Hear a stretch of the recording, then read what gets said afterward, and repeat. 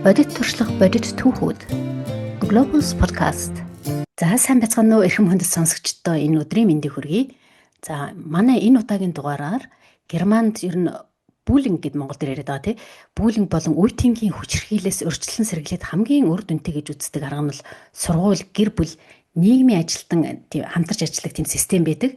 Тэгэхээр энэ сэдвэр болон хүүхдийн хүмүүжил ер нь гадаадын иргэдийг нийгэмшүүлэх тогтолцооны талаар бид нар боловсрал судлалын мэрэгчлэнээр төгссөн, их сургуулаа төгссөн Даваанатай ярихаар урьсан байж байна. За сайн уу Давана? Сайн байна уу? Тэгээ манай зочныг маань Баярагийн Даваа самбуу гэдэг нэртэй бүтэн нэрээр. Тэгээд манай Тэрээр хотын би хуучин Тэрээр хотод бас нэлээд хэдэн жил амьдарсан. Тийм болохоос манай Тэрээр гэдэг байгаа шүү дээ. Манай Тэрээр хотод сурч исэн одоо ийм Давана гэд охинтойгоо хэдэн жилийн дараа буцаад ингээ холбогдож байгаа маш баяртай байж байна. Би ч ихсэн маш их баяртай байна. Таны подкастыг бол би байнга сонсдог. Тэгээ өөрөө ингээд зочин болоод орно гэж бодож ирсэнгүй. Яана гэж бас сандрал бол баг зэрэг байла. Гэтэ яг хуу мэдсэн туршлагаасаа сонссон зүйлээсээ би одоо харамгүй хуваалцъя гэж шулуудаад тэгээ тантай ярилцахтаа баяртай ингээд сууж байна. За маш их баярлалаа. Урилгыг маань хүлээж авсанд маш их баярлсан. Тэгээ бас Монголын нийгэмд одоо болохгүй байгаа ийм одоо эмзэг сэдвээр мэрэгжлийн хүн олж яаж ярьцлах их вэ гэж бодож байсан манай Давана санаанд орсон. Даванагаа сургууль төгссөний дараа хэдэн жилийн өмнө сургуулаа төгсөж үү? Монгол би 2004 онд төгссөн. Боловсрол их сургуулийн герман монгол хэлний багшаар. Монголдо бол 1 жил ажилласан туршлагатай. Гэхдээ герман хэлээрээ дагнаа явцсан. Германд би чинь 2000 хэд онд төгслөө? 15 онд төгссөн юм уу? Тийм би. 15 онд төгсөө тэгээд төгсөөсөө хойш одоо 10 гаруй жилийн ажлын туршлагатай явж байгаа юм да. Яа, өнөөдрийнхөө дугаарыг ер нь чөлөөт маягаар эхлэе гэж бодлоо. Анх ирж ах чинь бид нар хэлээ мэдхгүйгээсээ болоод эсвэл нь соёлыг нь ойлгохгүйгээсээ болоод инээдтэй юмнууд их хийдэг байсан байгаа. Би л хийдэг байсан. Тэгэхээр чам дээр тийм юмнууд таарж ирэв үү? Юу хийгээд одоо ботход инээд чи хүрээд байдаг уу? Тохиолдсон юмнууд байдаг. Нэг ерөнхийд нь ойлгоод байгаа хэрэг нэг чимэглүүр нэг тийм завсрын үгнүүдийг бас ямар хэлбэртэй ямар утгатай болдгийг нь мэдэхгүйгээр авах алдаа гаргаж буруу зүрэ ойлголцох дахин асуух асуулгуулах тэрнээсээ ичил сандрах би ойлгохгүй байгаагаа мэдүүлэхгүй гэж хичээгээл тиймэрх юм болдгол юм байсалаа сүүлд нь одоо бодохоор инээтэй байгаа бодож тухайн үедээ бол хэцүү байдалд ороод сандарч байсан үсэн дээ. Магадгүй би жишээ ярих юм бол Германаар надаас ингээ хүн асууж байгаа байхгүй юу?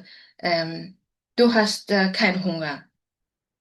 Oder? Гэх ингээ асууж байгаа. Тэнгүүд нь тий яа гэж хэлж байгаа юм. Би өнөр монголчууд ч нь болохоор чи үлсээгүй гэдтэйгээ асуухаар тий үлсээгүй гэж хэлдэг штэ тий. Үгүй л гэдэг. Тэр айгуу нэг тиймээ би үлсээгүй гэдэг бүтөөгүүдээр хэлэхгүй тийм гэж хариулж байгаа монголоор. Би болохоор үлсээгүй гэдгийг хэлээд байгаа байхгүй. Тэгээ яа гэж нөгөө нь ойлгохгүй. Also doch hast du Hunger. Nein, ja, тэгээд наа чи өчнөө юм бодож байгаа чи ягаад ингээ үгүйсэд асуугаад байгаа юм болоо гэх тэгэнгүүтээс за би юу яхан идэх ёстой юм байна гингүүтээ я ich esse es einfach mit гэдэг ч юм уу геймерхүү эвгүй байдалд ороод өөрөө тэрнээсээ ичдэг ч гэдэг юм уу иймэрхүү юм байл би нэлээ ордог байсан санагдчихээн. Тэгэхээр боловсролын их сургуулийн герман монгол хэлний багшийн мэргэжлэр сураад дараа нь Тэрээр хотын их сургуульд боловсрол судлал боловсролын ажлын зохион байгуулалтын чиглэлээр суралцсан гэж би ойлгосон байж байгаа. Тэгэхээр Монгол Германы боловсролын орчны хамгийн том ялгаатай нь юу санагдчихсэн бэ? Тухайн үед суралцж явц суралцсны дараа гэд үжлээд ярьж болно бас. Миний хамгийн бүр ингээд биеэрээ ингэж нэг ойлгож ингэж авч ирсэн зүйл бид нар Монголдон бол тэгэл мэрийгэл хичээгээл тэгэл нэг тийм муу биш ер нь боломжийн оюутан сурагч байсан гэж бодоод байгаа байхгүй би өөрийгөө тэгэл яг л зааврын дагуу сургалтын системийн дагуу хийгээсэн хийгээл ингээл би даалдаг хийгээл яваал тэгэл төгсчихсэн. Тэгээд төгсөхдөө нэг дипломын ажил бичихүү нэг шалгалт өгөө гэдэг тийм хоёр асуултанд тулгараа тэгээ яг дүнгийн голчороо ч юм уу тийм хүмүүсд дипломын ажил бичих болно тийм сайнуд байгаа байхгүй. Арай хөрхөө тэгж бодно нэг бол сонголтын өгдөгч гэсэн мэт тиймэрхүү журмаар явдаг байсан намайг төгсгöd. Тэгэнгүүт нь би нэг дипломын ажил бичиж үзье, шинжлэх ухааны ажил бичиж үзье. Тэргүүрх нэг айгүй сонирхсан сэдв байгаа. Би тэрүүгээр удирдуулаад ингээд бичиж үзье гэж би тэрийгээ сонгосон. Тэгээд би чинь одоо бид нар чинь бие даалт гээл янз бүрийн бид нар оюутан багтаа ингээд бичээл явж байна. Гэхдээ бид нар тэр бич байгаа өгүүлбэрээ өөрийнхөө толгоос бодсон ч нэг номын нөгөө нэг хэдвэр хууснаас авсан гэдгийг яг тэр хуудсан дотор доор нь ингэж нөгөө нэг тэр quelle тэр нөгөө нэг ханаас авсан хичдгүүгээр хамгийн сүүлд нь нөгөө нэг ном зүй гэж гал ингээл игнүүлээд бичдэг. Тэгээ тэр номных яг аль хуусны альнаас нь авдаг бид нар тэгж юусоо бичиж сураагүй би сурдаа төгсөн байгаа байхгүй. Тэгэл би Германд ирээл ингээл сургуультаа ингээд сурна мэдээж өөр хэлээр сурж байгаа. Тэгэл эхний тэр шинжлэх ухааны ажлыг хэрхэн яаж бичдэг вэ гэдгийг би үнэхээр энэ дээрж баялаа бичиж өгөө дахин нөгөө нэг одоо бид нар дундуур нь яг нэг юу хариуцж байгаа багштайгаа уулзаж ярьж засах зөвлөгөө авдаг л да тэрэн дээр би нэлээд удаа очиж засуу зөвлөгөө авч ясныг нэлээд одоо зовж иж гэх юм уу та. Гэтэ гоё зовтлаас л юм сурч байгаа болохоор зэрэг тэгжээж би ард нь гарч би тэр шинжлэх ухааны ажлыг ингэж бичдэг юм аа гэдгийг би энд л ирж байгаа сурсан гэж би боддог. Яг хуу тэн дээр нэг Монголын систем буруу муу гэж хэлж байгаа юм биш. Бид нар чинь нэг хөгжөөл явж байгаа учраас л нэг энд болохоор илүү нэг хүний хэлсэн үг ч юм уу зохиолч гэсэн үг юм а тэр доор нь ингээд бичих дээр илүү анхаарч ирсэн миний нэг сурч ирсэн сургууль маань Монгол болохоор ард нь намжуугаар оруулах байдаг ч юм. Тэ тэгэж ясан тэрний хувьд байгуу юу илүү нэг нарийн хандах хэрэгтэй байдаг юм байна. Оюуны нэг хөдөлмөрийг их үнэлдэг юм байна. Тэр айгуу их тийм биеэ мэдэрч сурч ийсэн. Тэр бол хамгийн том сургалт, хамгийн том ялгаа гэж би бол хэлнэ. Одоо бол арай өөр болцоод би ч бас нэлээд хэдэн жилийн өмнө сурсан болохоор тухайн үед бол юм байсан. Орчин цагийн хүмүүс одоо сургууль дээр хүн байх тийм ёс зүйн сургалт оруулмаар байна гэсэн санаа их төвшүүлдэг болсон байна. Саяны болсон одоо сошиалар явсан октод бибиний хүчирхийлэх гэж би нэрлэдэг байгаа юм. Энэ асуудлаас болж ингээд маш олон хүмүүс санал төвшүүлж байна. Тэгэхээр ер нь Монголын боловсролын систем ирээдүйд ямар хүнийг төлөвшүүлэх ёстой гэж чи хардаг вэ? Тэрэнд хүрэх одоо хамгийн анхных нь эхнийх нь алхам юу байх ёстой гэж харж байна? Монголд их том сэдв байна л да. Маш том сэдв байна. Ингэж би бас тэр Монгол болцсон юмыг бас сонсоод хараад бас эмзэглэж явж байгаа. Тэгэл яг л наад суултыг би өөрөө тавьж үдчихэл байсан л да. Тэгээ яг нэг бид нар чинь нийгмээрээ ингээд хөгжөөд хувьсаад бидний орчин тий нийгэм маань бас ингээд хөгжөөд ингээд явж байгаагийн одоо хувьслаан дагаад бас ингээд тэр боловсролын систем нь ямар хүн бүтээгч байгаа гэдгээр бас ингээд хувьсан өөрчлөгдөж байх хэрэгтэй юм байна. Тэр хувьсал нь харин манайд арай хурдан явагдаг юм болов уу гэж би бат хараад байгаа. Тэгэхээр би тухайн үед намайг оюутан байхад бол ер нь хэлтэй хүн бол хөлтөө гэдэг тийм яриа манай нийгэмд их байдаг байсан. Тэгэл би тухайн үед нэг мэрэл сухтаа бодоод хэлтэй хүн хөлтэй гэл ер нь хэл сурах юм бол ерөнхийдөө болох юм байна. Хэл бол нэг тий хэлтэйх юм бол дэлхийг цонхороо дэлхийг харна гэлгээл ингээл янз бүрийн хэлдэг байсан. Тэгэхээр одоо бол ерөнхийдөө бол миний бодлоор Монгол хүн гэж юу хин юм бэ? Хүн шиг хүн байхыг одоо яаж тодорхойлох вэ тий? Гэхдээ бидний Монгол хүн гэдэг нь ондоош нь юун дээр байна? Бид нар яг Монгол хүн гэж одоо яаж бүтээх вэ гэдэг дээрээ одоо бид нар өөрснийхөө ондоошлыг илүү тодотгоод тэрнтэй тохируулсан боловсролын нэг бодлого систем нь байвал зүгээр юм болов уу гэж би бодоод байгаа байхгүй.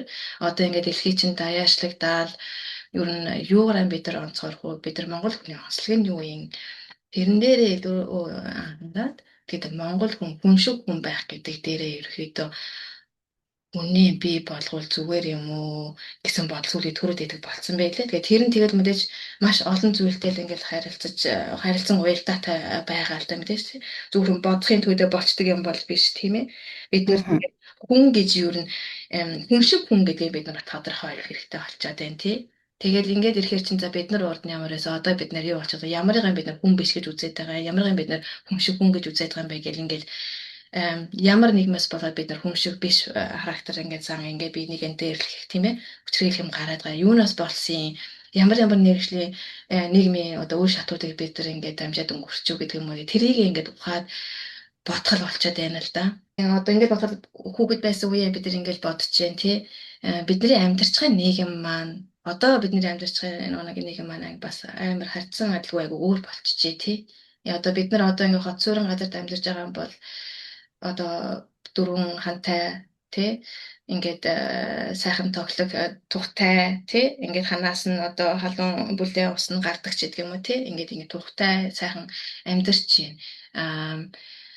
бид нарыг одоо хүүхэд байхад бид нар чинь одоо хөдөө гадаа би өөр хөдөөний хүүхэд тэгээ хөдөө гадаа өсөж исэн тэгээ тойронд исэн тэгэхэд бол бид нар гараа угаах бүлдээ ус ханаас нь олгоож дүү бүгд ингэ хаалгаж хэрэглэж байдаг юм уу. Ингээд бидний амьдарсан орчин бол өөр болчиход байгаа юм л да. Тэгээд энэс шалтгаалаад би нэг юу л юм байна л да гэж бодоод байна. Нийгмийн дага хүн өөрсдөө болов шүү дээ. Хүн хүнээ алдахгүй тулд ямар нэг зан чанарыг хүүхүүдтэй суулгах хэрэгтэй байдаг юм бэ. Гэхдээ өнгөрсөн нийгмээс авахыг аваад гэхдээ шинэ нийгмээр шилжихдээ ингээд өв соёл уламжлалаа гээхүүгээр авч явж ижил бид нар нэг Монгол хүн ондоошлоо ч юм уу өв соёлоо ч юм уу хадгалж явж ижил бид нар хүн шиг хүнээ бүтээх юм болов гэж л би ер нь ойлгоод байна. Нүүдлийн амьдралтай айлд хүүхдүүд хөдөө гадаа өсөхдөө өөрөө саяас хөдөөний хүүхд гэж ярьсан тий. Тийм. Тэгэхээр ялангуяа хөдөөний хүүхдүүд эцэг эхээ ажиглаж заавал ээж аваараа хэлүүлэх шаардлагагүй хамтдаа салхи шуурга гарахад нэг нь хониндоо нөгөөх нь гэр Яг үнэ. гадаах юмаа хийж идэг ингээд хэлүүлэх шаардлагагүйгээр ээж аавынхаа тэр хөдөлмөрч байдлыг хараад хамтдаа хүмүүжигдээд ингээд ийм замаар хүмүүждэг тийм байсан гэж би бодод байна л да. Тэгэхээр энэ уламжлал энэ замаар хүмүүждэг уламжлал орчин үеийн боловсролд ямар их үн цэнтэй байж болох вэ гэдэг талаар яриад ах шиг байна тийм ээ. Тийм яг Тэгэхээр дахиад нэг асуулт гарч ирж байна надад. За хүүхдүүдийн хөдөлмөрч байгальтай ойр өсдөг энэ нүүдэлчин хүмүүжил өнөөдрийн үндэскээс харахад маш их давуу талтай байсан байж тий тэрийг буцаамаар байна гэж бодсон ч гэсэн маш их хотчиж суурин болж байна тийм ээ. Хот руу хүмүүс хүүхдүүдээ сургууль соёлын дагаж бараадуулж байна. Тэгэхээр хот суурин газрын хүүхдүүдийн хүмүүжилд ер нь хамгийн их дутагтаад байгаа юм юу вэ? Энэ хүүхдүүдээ яаж одоо малчин айлын хүүхдээ хүмүүжүүлдэг шиг тийм хэлбэрээр хүмүүжүүлэх ямар аргачлал байна? Хотын хүүхдүүдээ бид нар яаж хүмүүжүүлэх ёстой вэ? би энэ дээр нэг амьд харилцаа дутаад байгаа болов уу гэж би харсан. Гадаа бид нар одоо би хүүхэд насаа бодох юм бол дандаа гадаад өнгөрч байсан байгаа байхгүй. Тэгээ гадаа тоглож байдаг, гадаа бүх юм болж байдаг. За тэгэл хөршийн одоо холбоо өндөрч байдаг юм уу? Хідэн бинэ мэддэг тий. Сахалт одоо хөдөө эмээ өдөр хүмүүс сахалтай айл нь хийн байдаг яадаг гэдэг дандаа бие биендээ тусалдаг. Тэгээ тэрэн дээр бидний хамтаа гэсэн бид гэсэн нэг ойлголт нь илүү хамтын гэсэн тэр ойлголт нь илүү тод тэгж хүмүүжсэн болов. Одоо нэг айгу олуулаа ингээд жижиг одоо хоттоо ингээд олуулаа байгаа бас хөршөөч мэдэхгүй байгаа. Тэгэхээр нийгмийн нэг амьд харилцаа илүү бага үсэд байна уу? Тэгэхээр ингээд гадаа ингээд байхад одоо хөдөө байхад илүү шаардлагатай уусаа хамтраад бие биендээ дэмжиж ажиллах хийхдээ бид ингээд харилцаа үүсээд ингээд явдаг юм байна. Тэр нэг хийх тийм бие биендээ туслах ажил нь багасаад ирэх тусмаа одоо хот соёл суурин байгаад байгаа болохоор нэг тэр шаардан байхгүй өөр их байл тэр нэг дөрвөн хандаа суугаад тийм харилцаа айгу бага үсээд хүмүүс хоорондын харилцаад ерөөхдөө бага байгаад байгаа юм болов гэдэг дээр би хамгийн том ялгааг нь харах юм байна. За амьд харилцаа гэдэг үүднээс тэгэл би одоо тэгэл ингэж бодоход тэгэл одоо хүүхд тэр амьд харилцаа ягаа үүсгэх нь бас өөр талаар бас тайлбарлаж болох юм байна. Одоо хотод чинь тэгэл цагтаа уралдаал бүх юм хийж байгаа тий. Тэгэл түгжээ гэл ингээл ерөөсө хүсээгүй байсан ч гэсэн ингээл амьдарч байгаа орчин нөхцөлтэй эслэх шалтгаанаас болоод ээж аав нь замд зүүндээ цаг зав алдаг ч гэдэг юм харилцаа хүүхдээ өгч чадахгүй ч гэдэг юм уу. Тэрнээсээ болоод нэг бит харилцаа байх өөр нэг янз бүрийн техникийн харилцаагаар ингээд зогоодог ч гэдэг юм уу. Бас тийм хүмүүс бас болоод гож биш магадгүй гэж бас бодогдчихлээ л да. Нэг хүн санаанд орлоо модны чука гэж сонсч байсан уу? Берлинд байдаг. Сонсч байсан. Модны чукагээ бид дээр үед ярьслах хийжсэн. Монголд мод их тарьдаг. Би өөрөө бол яг нүүрчлэн тулж уулзж байгаагүй ярьслах хийжсэн болохоор ингэ танилцсан. Тэгээ Монголд маш олон мод тарьдаг. Ер нь одоо сүүлийн 2 жил жахах хөдөлмөр цэцлэн гэдгийг нээ хүүхдүүдэд хөдөлмөрт сургая. Бие биенийг харуулъя. Зуны амралтаараа утас ширтүүлээ суулгахгүй хөдөлмөр цэцлэн нээ гэд ингээд тэнд бариад ах шиг байсан. Би бол ерөнхийдөө маш их дэмжиж байна.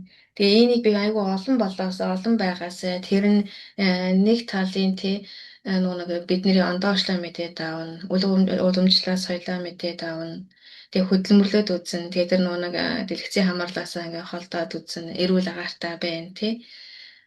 Гээд ерөөдөө олон талын ашигтай би иймэрхүү зүйлийг бол илүү олон байгаасай гэж бол үнэхээр хүсдэг.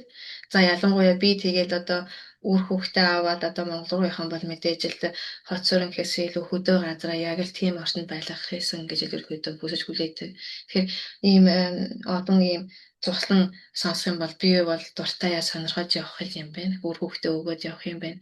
Би бол олон л болоосаа олон болж ижил угаасаа нэг үр шүүм гарч ирэх байх гэж би бодож байна. Тэгээ бас олон болгоцмоо өрсөлдөө ихтэй би бинийсэн тий Аа.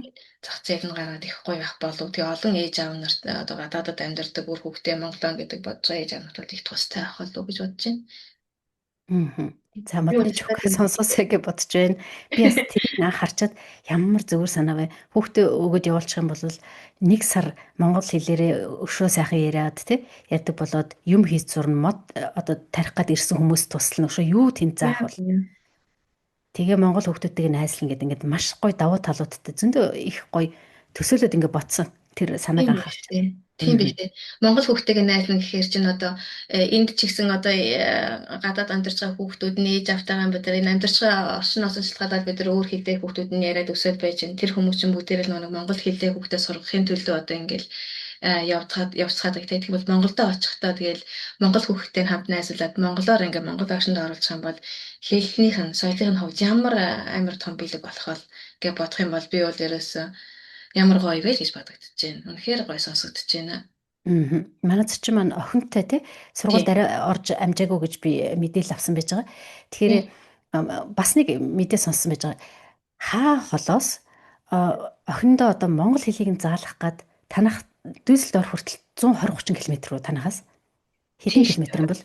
За нэг тийм би нэг цаг 30 минут цаг 45 минут л яваад сүүлийн нэг баавар штэ барилгын ажил их зам засвартай болчоод нөгөө нэг 2 цаг хүртэлх хугацаанд л ерөөхдөө наашаашаа явж байна. Ээж очихын тэгэл 4 цаг шиг бол ерөөхдөө зарцуулаад байна да одоогоор.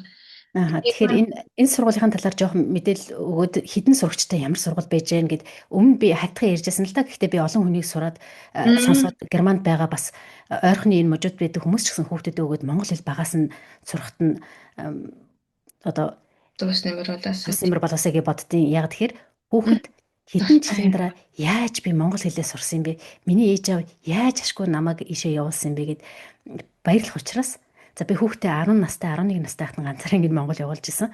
Монгол хэлээ сураад ах トゥ утэйг ойр байг гэд. Тэгээ ганцаараа явуулаад нөгөө хүүхд чинь ирэх болгондоо хөөрхөн монголоор ярьдаг болоо би бүр баярлаад ингээ Монголын амьдрал Монголд маш хайртай болоод ингэ ирж байгаа штэ. Одоо 20 гарцсан оюутан хүн болсон байж тэгээ одоо тэгдэг байхгүй. Ээж та намайг яаж ингэж ганцаараа мань 2 удаа явуулж ирсэн бол байгүй баярлалт штэ гэдэг. Надтай очих нэг өөр. Ганцаараа явах шал өөр штэ. Яг үнэ. Тэр утгаар бас залуу ээж аваад байсан байх шүү. Хүүхдээ ганцаараа явуулах тий бас том шийдвэр тийм. Тийм надад нэг зориг яг үнэн гэлэхэд надад нэг зориг шаардлагатай байгаагүй. Миний эх орон тий миний ах дүүс надад айхан байхгүй миний төрсөн нутаг учраас ерөөсөө айдасгүй хүүхдээ харин ч бүр өмнөөс нь баярлаад явуулж исэн. Харин миний өмнөөс герман хүмүүс манай ажлын хамт ажилладаг хүмүүстэй ирсэн гайхаадсэн хүүхд чинь юу гэж вэ? Гайгуулаагаа даач гэх шиг тий. Тэгээд би хүүхдийнхөө өмнөөс яг үнэхээр баярлж байсан. Хүүхд минь л их юм сураад ирнэ. Манай монгол хүүхдүүд чинь бас их эвтэй гадаа тоглоно, сакс тоглохыг сурах гэх мэтчлээ аюух давуу талуудтай тий. Тэг их хөөрхөн баяртай ирж ирсэн. Тэгээд энэ өнөөдөр ингээд болохоор Монголд маш олон эцэгчүүд хүүхдийнхээ англи хэлд нь илүү их анхаарч байна. Тэрийг бол маш ойлгож байна. Одоо дэлхийн хүн болох гээд хэлийг нь багаас нь англи хэлийг нь үзүүлээгээд. Тэгтээ эхлэлнийхээ боловсролыг харьцангуй орхигдуулаад байгаа юм уу да гэсэн хандлага надад ажиглагдсан. Яг тэгэхээр зарим ээж аваад англиар ярьж байсан хүүхдүүдтэйгээ монгол хүүхдтэйгээ Монголд одоо амралт руу очиход тэгэхээр энэ боловсрол судлалын үүднээс мэрэгчлэн хүний хувьар ингээд харахад энэ хүүхдийн сэтгэлгээ монгол хүүхдүүдийн сэтгэлгээ үнэт зүйл өшөө цаашлах юм бол улс орны тусгаар тогтнолд урт хугацаанд ямар нөлөө үзүүлж болцсохгүй гэж харж байна мэрэгжлийн хүний нүдээр. Маш чухал энэ хэл гэдэг. За би таны асуулт эхнээс нь эхлэе. Бас их гоё асуулт байна. Би айгүй их гоё золоор энэ Монгол Дүсэлдорф дахь соёл Монгол сургуулийг би олсон. Би нэг мэдсэн чинь нэг зар хараад багш нарын сургалт нэг Пенсильвани мужид сургуульд ажилладаг нэг Саруул Эрдэнэ багшийг та мэдэн штэ тий. Саруул Эрдэнэ багш тэр их нэртэй наран цэцэг багш. Би хальт ярьслаа авч байсан Саруул Эрдэнэгшээс Америкт Аа байгаа за. тийм. Аа. Тэр хоёр маань энэ юу манай соёл сургуультай хамтраад нэг багш нарын хооронд сургалт зохион байгуулад Мгм. тэр нь нэг яг л нэг хүүхдээ хэлэх хэрхэн нэг сурахгүй байх бол миний тухайн үед л нэг манай хүүхдгээд арай гурван муртай байсан байх л да. Миний толгойн нэг бодол байсан л яаж хэлтэй болгох вэ яах вэ гэхүү гэж бодож байсан. Тэгэл тэрийг байгуу олзуурхаал би яг багш марштай бид энд нь сургууль юу шаардлагад хангаж байгаа би ороод очиж үзэх боломжтой болов уу гэдгийг асуугаа. Тэгээд тэр нь болоод тэгээд би тус сургуультанд нь сунгаа. Тэгээд би Монголын тэр нэг соёл сургуульд очиж танилцж ирсэн. Тэгээд соёл сургууль үйл ажиллагаатай танилцаа. Тэгээд удахгүй нөгөө нээлттэй хаалганых нь өдөр болоод тэгээд нөлөө хаалганых өдөр нүгасаа би хүүхдээ дагуулж очиод одоо ингээд танилцсан ерөнхийдөө үйл ажиллагаатай. Тэгээд надад маш их таалагдаад тэнд ерөнхийдөө одоо их хэлээ, өв соёлоо одоо түгээх хийсэн тийм одоо хүсэл дор нэгтсэн маш хөдөлмөрч ээж нар цугларсан багш нар бол одоо олон жилийн туршлагаас одоо би багш нар гэж би бол хэлмээр байна. Тэр би тэднээс ингээд суралцаад явж байгаа маш гоё хамт олонтой бол би нэгсэндээ айгу баяртай байгаа байхгүй. Тэр нь болохоор зүгээр нэг хэлээ заагаад ингээд өнгөрөхгүй тусдаа бид нэг ганцаараа байх юм бол бид нар тэгээд гэр орондоо бид хэр их нэг монгол хэлээр ярих байлээ. Ингээд бид нар тэр хүүхдэдтэй зориулаад бүр нэг өдрийг гаргаад монгол хоолой хэлээд монгол хэлээрээ яриа тэрэндээ ингээд тоглоод янз бүрийн дугуйлан ажилуулад ингээд нэг бүхэл бүтэн өдрийг ингээд монголоор амьсгалтай өнгөрөөж байгаа байхгүй. Тэгэхээр би энийг ерөөдөө маш том биелэг маш том боломж гэж одоо би бол хараад байгаа. Би тэр хамт олонтой нэгдсэндээ хамт суралцаа явж байгаа бол их маш баяртай үнэхээр байгаа. Тэгээд манай тэр сургууль болохоор би бас манай гэд хэлж байгаа нь болохоор би өөрөө хүүхдийн 4 нас хүрэхээр нь өгөөд сургуульд яваад эхэлж байгаа. Тэгээ эхэлсэн. Тэгээд би хүүхдэд зөөж байгаа болохоор зэрэг бас давхар өөрөө тусдын болоод тэгээд хамт суралцаад ажиллаад явж байгаа. Тийм. Би бинээсээ маш их суралцсан хүүхдүүдийнхээ төлөө яагаад хэдүүлээ гэл тэгэл Монголын том баярт үйл ажиллагаа цагаан сар ямар учиртай яагаад цагаан сарыг тэмдэглэдэг гэдг нь өөрөөсөө анги болгондоо бид нар ярилцдаг ч байдаг юм уу тий. Тэгэл өвлийн өвгөн аав Монгол байдаг энэ болохоор Николаус байдаг ч гэдэг юм өвлөн өвгөн аав юугаараа анцлаг Монгол өвлөн ямар харагддаг ингээ манай болохоор өвлөн өвгөн аав айгу анх мэдчих авчаад тэгээд дараа нь маш их баяр өвлөн өвгөн аав маш их хүлээж догдолж авах жишээ нь. Тэгээд жижигхэн гихгүй ингээд хамт олноороо нийгмээр ингээд бүгдээрээ нийлээд хүүхдээ тэр боломжийг олгож байгаа нь айгуу гоё санагдаад байгаа. Тэр ингээд санаа ч гисэн. Тэгээ хамгийн гол нь бид тэр болгон хүслээрээ Монгол руу явж чадахгүй байгаа учраас энд амьдарч байгаа хүмүүс нь хоорондоо нэгдээд тусдаа бич хамтдаа ингээд Монгол хэлээр ярьсан Монгол соёлоо өв соёлоо хүүхдээ мэдрүүлсэн тэр боломжийг олгож байгаа айгуу гоё байгууллага байгаа. Тийм. Маш сэтгэл хангалуун байдаг. Тэгээ байсарч авах хүмүүс болж байгаа. Энэ одоо үнэхээр сайхан сургууль. Мэдгүй хүмүүст бас мэдээд аваасаа гэж бол үнэхээр хүсэж байна. За баярлалаа. Би танай сургууль руу очиж нэг хүүхдүүдээс ярьцлага авах юмсан гэж боддیں۔ Мөрөөддیں۔ Мундаг эцэг хийсэн зөвшөөрөл аваад манай гадаад байгаа хүүхдүүд одоо хэр монголоор ярьж гин, яаж сурж гин, юу сурж гин, дуртай ярьж гин үү те. Ярьцлага хийх юмсан гэд ер нь бодоод мөрөөдөд идэв. Захиралтай хэлчихээрэй за. Тэгнэ. Дуртай нөхөө. За дараагийн асуулт нь болохоор Монголд байгаа хүмүүс маань тий яа харахгүй ойлгож байна тий англи хэл хүүхдүүдэд заах гэдэг нь бол тий энэ хэл чинь их учиртай гэдэг одоо айгүй гой өгнүүд одоо ингээ байгаад байгаа шүү дээ ерөөхдөө одоо хэл бол бидний одоо үндэсний дархлаа болоод байгаа гэдэг одоо айгүй мундаг ухаантай хүмүүс одоо хэлцэн олон гоё шүлдэ зүүрмүүд байдаг шүү дээ тий одоо би бодож ирсэн л да нэг дээр бид нар радиогоор ингээд сонсохоор ингэдэг байсан да хэл мал гуравтайгаа байхад хэн баян Монгол баян гэж та санаж л байгаа бах та нэг дандаа би радиогоор ингээд юм сонсдог тэр үгнүүд.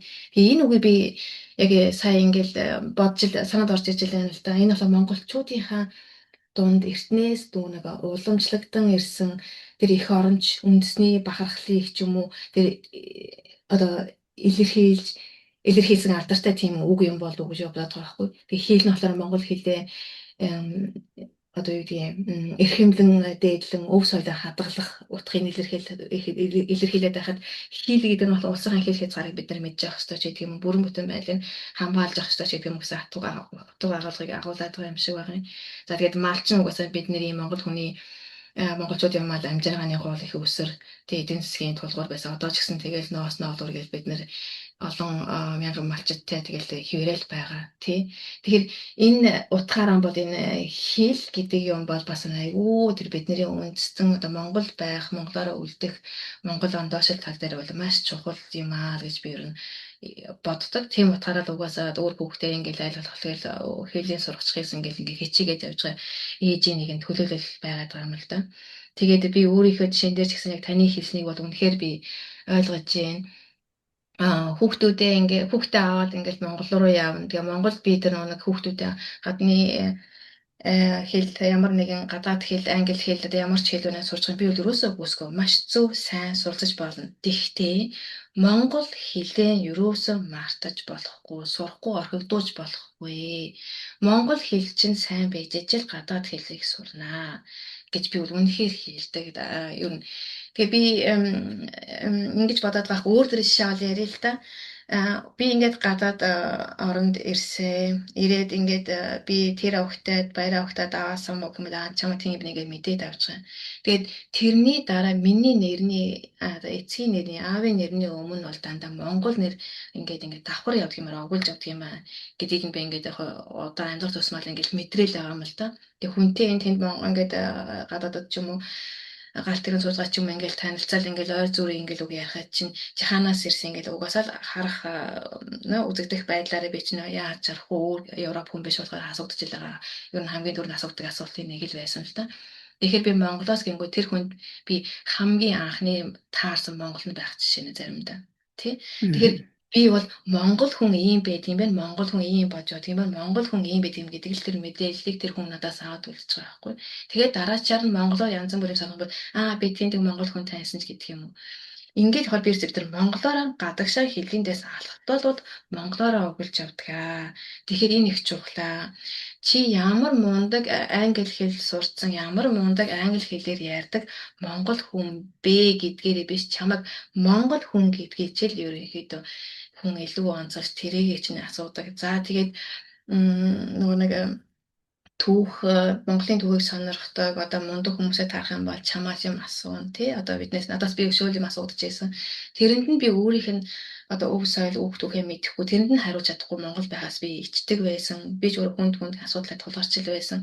Тэгэхгүй тул би өөр ингээ хүн мэрэж эхэлдэг юм байна. За хүний асуусан би мэдэх ёстой юм байна. Тийм ингэж хайх ёстой юм байна. Тухайд ямар нэгэн хариу өгсөн ч гэсэн дараа нь бодохоор жоохон дулмаг хариу өгсөн тэг өөртөө харамсдаг ч гэдэг юм. Ингээл миний сурах сонирх мэдэх ёстой юм гэл ер нь улам жилээж ирэх бас нэмэгдээл байгаа л да. Тэгэл тэр ингээ бодоод үзэхээр бид нар одоо хэлэндээс алхах гэж байгаа ч юм уу гадаад хэл сонирхож байгаа хүмүүсийг бол за монгол хэлтэй монгол хүн гэдгээ мэдэрсэн монгол өв соёлоо мэдсэн байж чи гадаад хүмүүс сонирхогдсон. Тэгээд илүү чи өөрийнхөө илэрхийлэхдээ тэр мэдлгүй чинь чамд их тус болоо шүү. Монгол хэлээр би бол хэрэг айгүй хүмүүст хэлэхэд дуртай. Би өөрөө боддог үнэхэр бодол гэж би бодно. За үгүй ядаж л нөгөө нэг таньдаг мэддэг одоо герман хүмүүс маань энэ тэнд Монголын нөгөө доохгүй янз бүрийн үзчихэд дандаа над руу уцаар ярьж хэлж тэрэг үзнэ энийг үзнэ тэгсэн байлээ гэсэн байлээ гэд дандаа хэлдэг. Би нэг ганц таньдаг Монголд байх юм бол тий. Тэгэл тэрэнд нь тэр нь яагаад ингэсэн энэ яагаад ингэсэн гэл ингээд асуулсан. Ингүүд нь за би эхлээд үзчихээ тэгээ та нэрээ хариу өгөөч гэдэг юм. Ингээ бид нар ерөнхийдөө хичнээн чи даваасаа бонэртэй боловч монголоор өгүүлж явдаг юм одоо явдгийм аа гэдгийг л ерөнхийдөө хүн болгон мэдчихээсээ мэдэрчээсээ Монгол бүх юм чинь чамайг ямар байхыг чинь ингээд харуулдаг шүү. Тэгэхээр их хэл бол маш чухлаа гэж би бол үнэхээр хэлмээр байна дахин. Тэгэхээр танд тэр 100% санал нийлж байна энэ тал дээр бол. За маш их баярлалаа. Миний хувьд бас маш чухал байгаад байгаа нь би энэ дутчаад монголоор бас их муу ярьдаг болсон байсан. Бид нар нөгөө латин үсгээр бичсээр хагаад утсан дээр компьютер дээр кириллээр бичдэггүй байсан шүү дээ 20 жилийн өмнө тийм. Тэгээ галгилсаар хагаад би монгол хэлээрээ маш муу бичдэг болсонгаа айгүй анзаарсан. Одоо би буцаа сэргээж байгаадаа маш их баярлаад байгаа. Кирилловскийн фонттой болчоод. За маш их баярлалаа сайхан хариулт байна. Тэгээд ер нь германд ийм зүйл тохиолдоход яадгийн гэдгийг нэг хэд хоёлаа бас энэ зүг рүү энэ салбарт ажилладаг хүмүүсийн хувьар мэдээлэл өгөх зорилгоор тэрнээс гаднаас юмыг нь заах гаагүй тийм ээ. Манай Монголын хөрсөн тохирохгүй аргууд байж чинь тийм ээ. Тэгэхээр ямар ч гэсэн мэдсэн сурсан юм зочноороо дамжуулаад мэдсэн сурсан юмыг нь хэлүүлээд авъя гэж бодож ингээ урьсан байгаагийн учир бас энэ асуултанд байгаа юм. За Монголд ингээд охид хоорондын зодооны бичлэг сошиалд нэлээд ил гарч одоо нийгмийн сүлжээнд нэлээд гараад бүгдээрээ л зочлоо тийм ээ. Тэгэхээр энэ одоо зочроосон энийг ер нь нийгмийн ямар тохио гэж чи харж байна? Хоёр асуулт зэрэг асуучих. За Германд хэрвээ энэ өсвөр насных нь нэг нэгээ зодоод одоо энэ бичлэг хийж тараасан ийм тохиолдол гарах юм бол энийг булинг гэж нэрлэх юм уу эсвэл хүчирхэл гэж үздэг юм уу?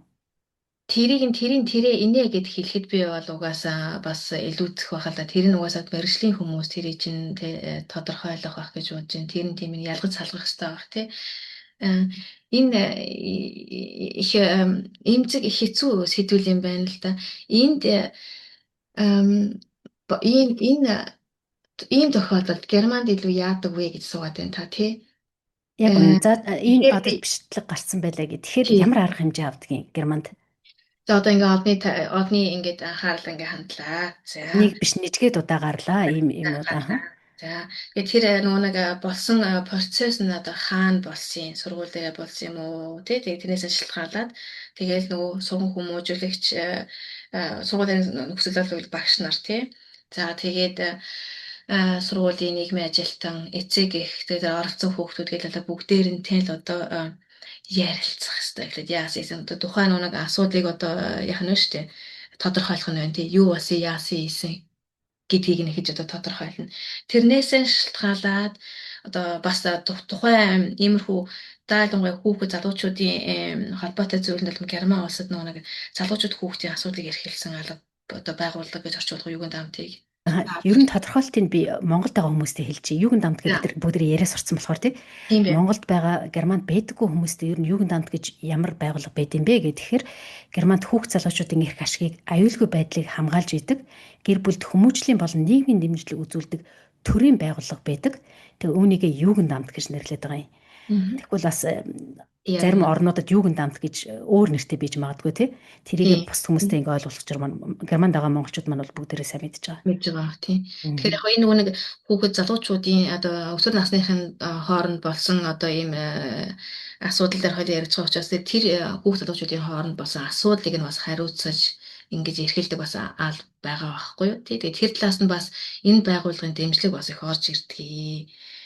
Тэгэхээр хаана хэрхэн яаж юу болсон гэдгийг нь одоо тогтоож ярилцах тий. Тэгээд энэ хэрвээ тэр нэг тухайн өсвөр насны хүүхэд бусад бие махбодын гэмтэл учруулсан бол тэр тухайн тэр албан байгууллагаас нь хэвчлэн цагдаа болон шүүхтэй бол хамтран ажилд энд бол Германд бол ажилддаг юм байлээ.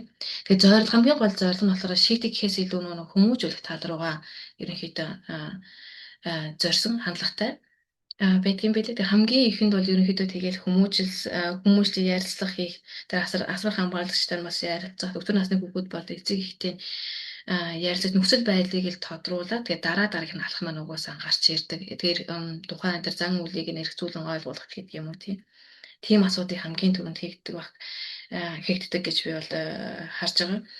Тэгээд сэтгэл зүйн нийгэм сэтгэл зүйн дэмжлэг бас үзүүлэх ёстой. Тэн дээр болохоор нэг тухайн байгууллагаас одоо бит хоёрын сая ярьсан тэгэхээр хүүхд залуучуудын одоо тэр асуудлыг хариуцах тэр байгууллагаас нь бас нэг хүмүүжлийнх нь хувьд ч юм уу тухайн асуудлыг шийдвэрлэх тал дээр тийм мэрэгчлэлтэн бас нэг дэмжих хүн бас гаргаж өгдөг.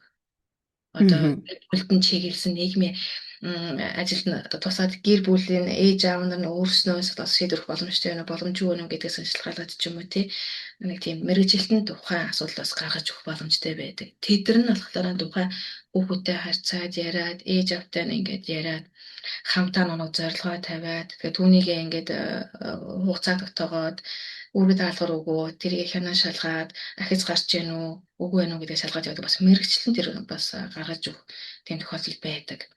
Улсаас зардал мөнгөийг нь төлөөд гэсэн үг тийм.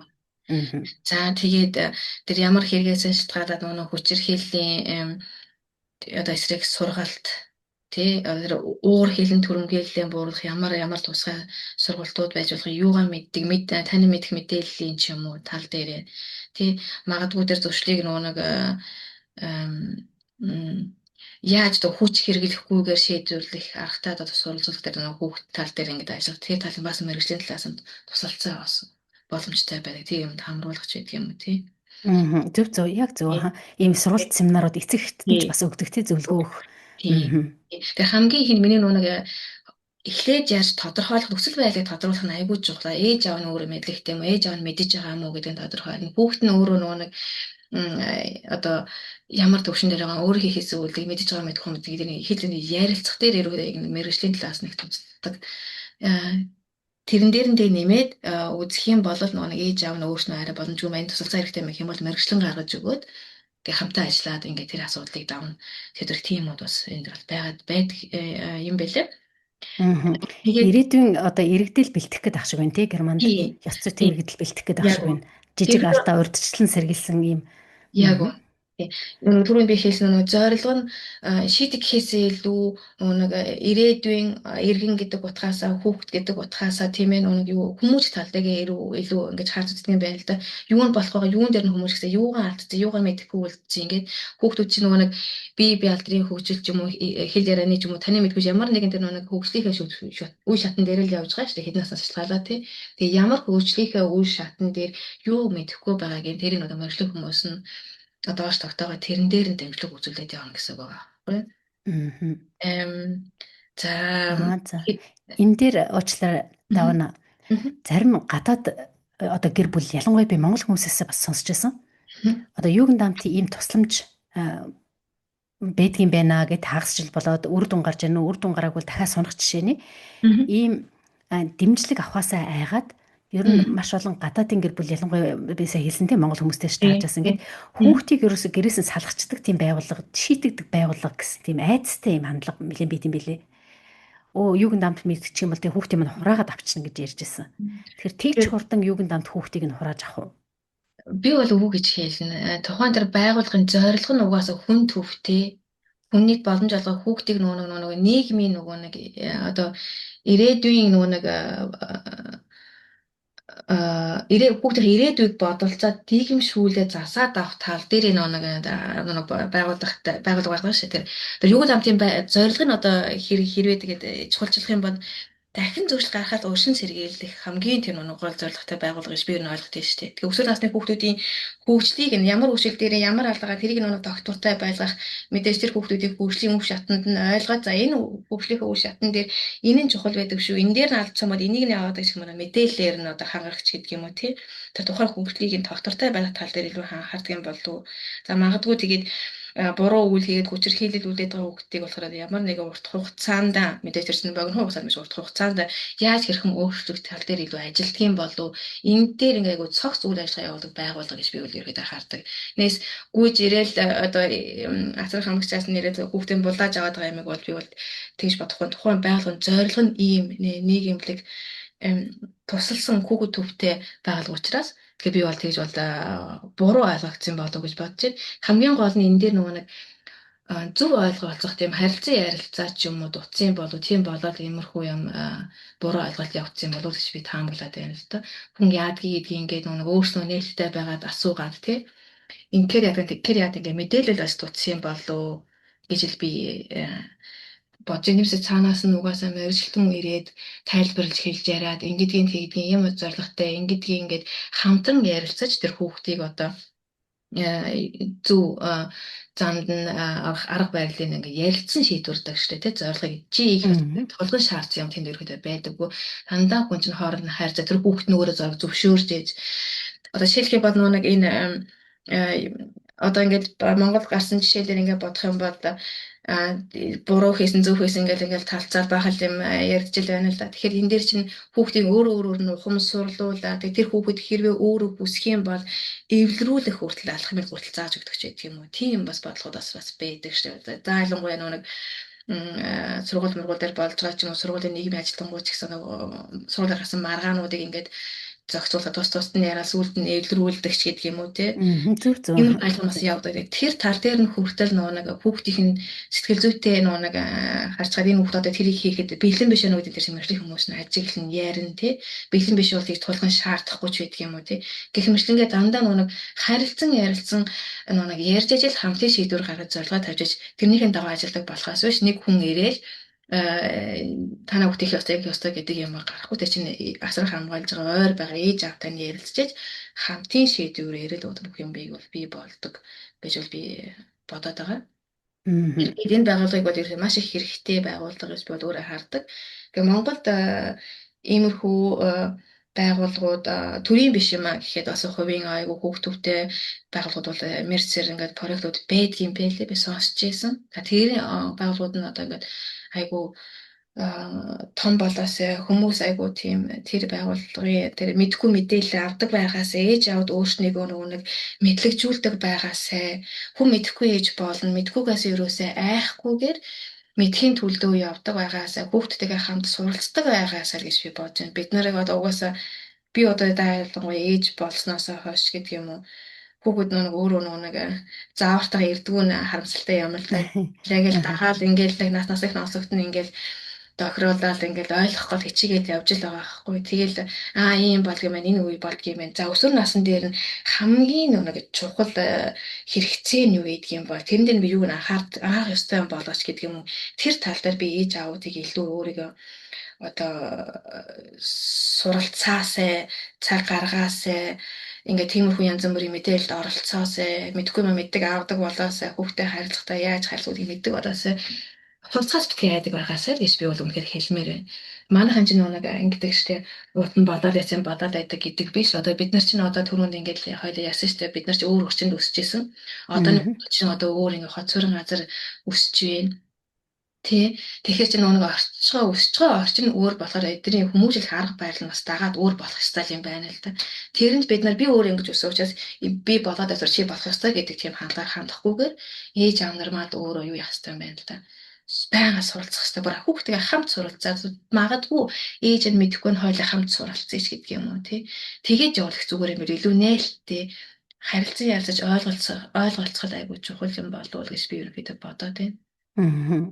За маш баярлалаа. Маш сайхан дэлгэрэнгүй ингээд тайлбарлаад өглөө. Тэгээд эцсийн дөндөө бол одоо хүүхдийг нь шууд хураагаад авдаггүй юм байна. Манай монгол хүмүүс бас айцсан явж идэг. Магадгүй тэр хураасан тохиолдлыг сонссон учраас за хураагдсан тохиолдол нь болохоор одоо гадны оронд нийгэм одоо хил усгүйгээ шууд ирээд ийм хэцүү байдалд орсноос болоо архит арсууж гэртээ агсан сагцууд тавьсанаас болоод ингээ 3 дахь удаагийн анхаараагүй учраас хүүхдийн эрх зөрчигдөж байна гэж үзээд одоо хүүхдийн хавсан тохиолдол гарч ирсэн байт юм билэ. Тэгэхээр тийм жишээг сонссон хүмүүс одоо хүүхдийн хурж ирээд авчдаг юм байна гэсэн бас нэг ташуу ойлголттой байна те. Тэгэхээр энэ байгууллага бас гэр бүлийг салах гэж биш гэр бүлийг яаж хамтд нь хөгжүүлэх вэ гэдэг дээр анхаарч ажилладаг улсууд учраас хүүхдийг нь төрүүлж авах гэж ингэж ханддаггүй юм байна гэдгийг бас залруулад хэлье би бодлоо. Яг үнэ. Би бас нэгэнт юугент таамтын хоолой ярьсан хот бас ямар одоо иймэрхүү хүнд ийм илүү хатуу арга хэмжээ авахаар тийм нөхцөл байдал үүссэн байх юм бол нэг бас хяналттай байранд бол амьдруулах ч гэдэг юм уу тиймэрхүү арга хэмжээ авдаг нэг хүүхдийн нийгмийн харилцаанд оруулахад айгүй хэцүү байх тохиолдолд тиймэрхүү арга хэмжээ бас авдаг шүү дээ тий.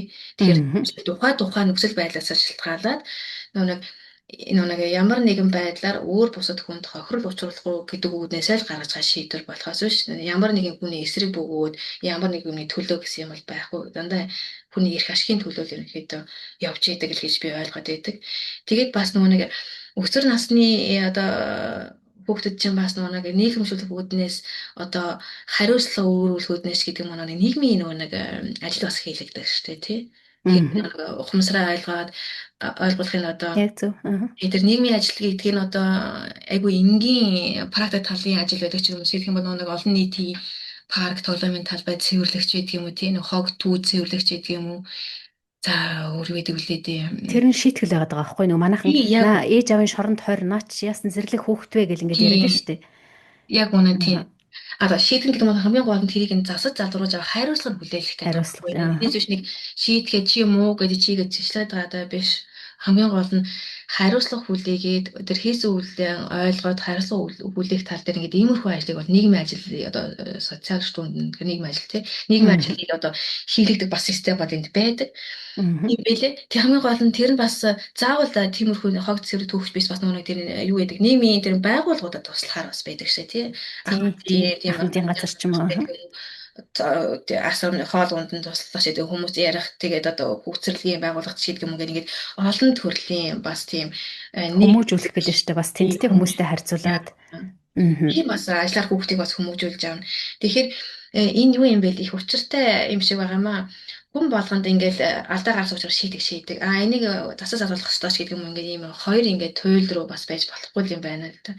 Нөгөө тухайн хүүхэд дахиад нөгөө нэг ярилцах гэдэг юм руу орж гарахгүй. Тухайн хүүхэд нь нөгөө нэг ямар чадвартай хүүхэд юм энэ хүүхэд нь хатуу арганд тохирох хүүхэд юм энэ зөвөл арганд тохирох хүүхэд юм гэдгийг нөгөө л мэрэгчлэлт нь гарч ирэл ярих юм байна л да.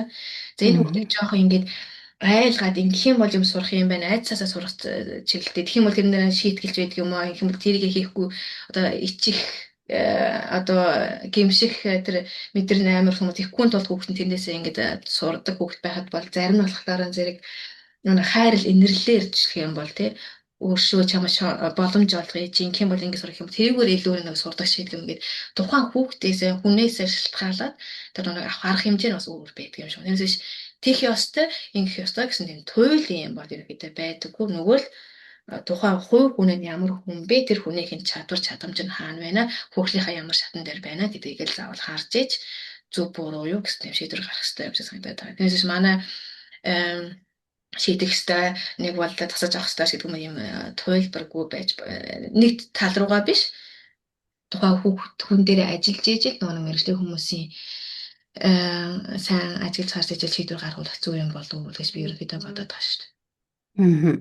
За маш их баярлалаа. Маш сайхан дэлгэрэнгүй хариулт өглөө. Тэгээ манай сонсогчдоо базаад хэлэхэд Германд одоо ийм асуудал гарлаа гэхэд ийм дөрвөн үе шаттайгаар ингээд арга хэмжээ авд юм бэ. Эхний ээлжинд одоо сургууль болгонд нийгмийн ажилтан гэж байдаг.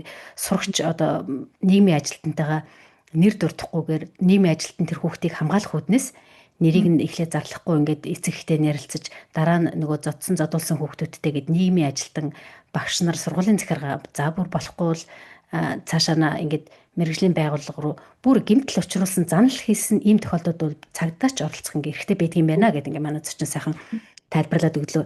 Ямар ч гэсэн Германд ямар үе шаттай ийм арга хэмжээ авдаг юм бэ гэдгийг бяцхан ч гэсэн мэдээлэл өгсөн байх гэж найдаж जैन тэгээд хоёулаа дараагийнхаа асуулт руу орох уу? Энийг энэ нэг юм нэмчихв. Болно.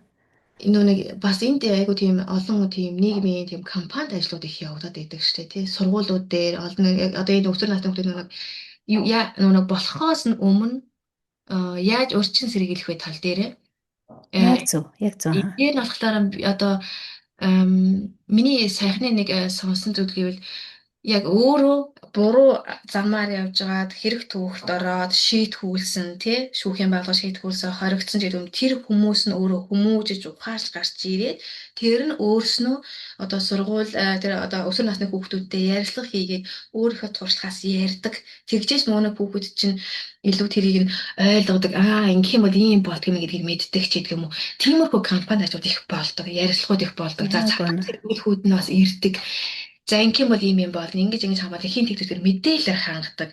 Тэгээ даалгавар энэ өсвөр насны хүүхдүүд нь юу хийдэг юм байна л да. Мэдээж бие даасан байдлын нэг насан дээр маш чухал тий өөрийгөө илэрхийлэх тэр боломжоор хангах хэрэгтэй ч гэдэг юм уу тий.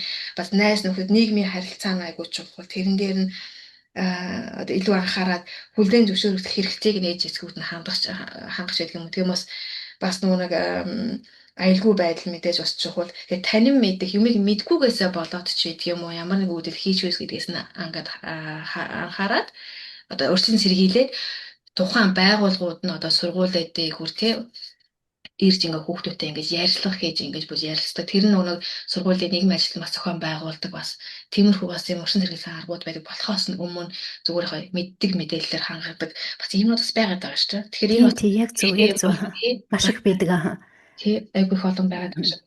Цагдаа хүн хүртэл ирж ярьцлага хийдэг тийм ээ. Одоо захим гэмтэлгээд интернет урьдчилан сэргийлж яаж хандах хэвтэй хинт эхэлж хандах хэвтэй тэгвэл чимээгүй хүүхд захим одоо юунд захим гэмт хэрэгт өртцсөн ээж авдаа шилж болохгүй нөгөө гэмт хэрэг үйлдэгч чи хинт шилж болохгүй гэд ингээд хэцүү байдалд оруулсан тохиолдолд гарахгүй тулд тийм ээ. За маш их баярлалаа, сайн байна, юм нэмэлт бас мэддэг юм айлж өгöd. Давна. Би дахиад нэг юм тодруулаад асууя гэж бодлоо.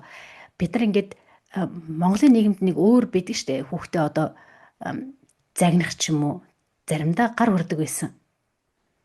Гар хүрдэг байсан ч бахав тэгсэнгүй ингэсэнгүй гэдээ одоо жоохон хүчрхийлж гэхээр тэр үгийг би бас хэрэглэмээргүй байна.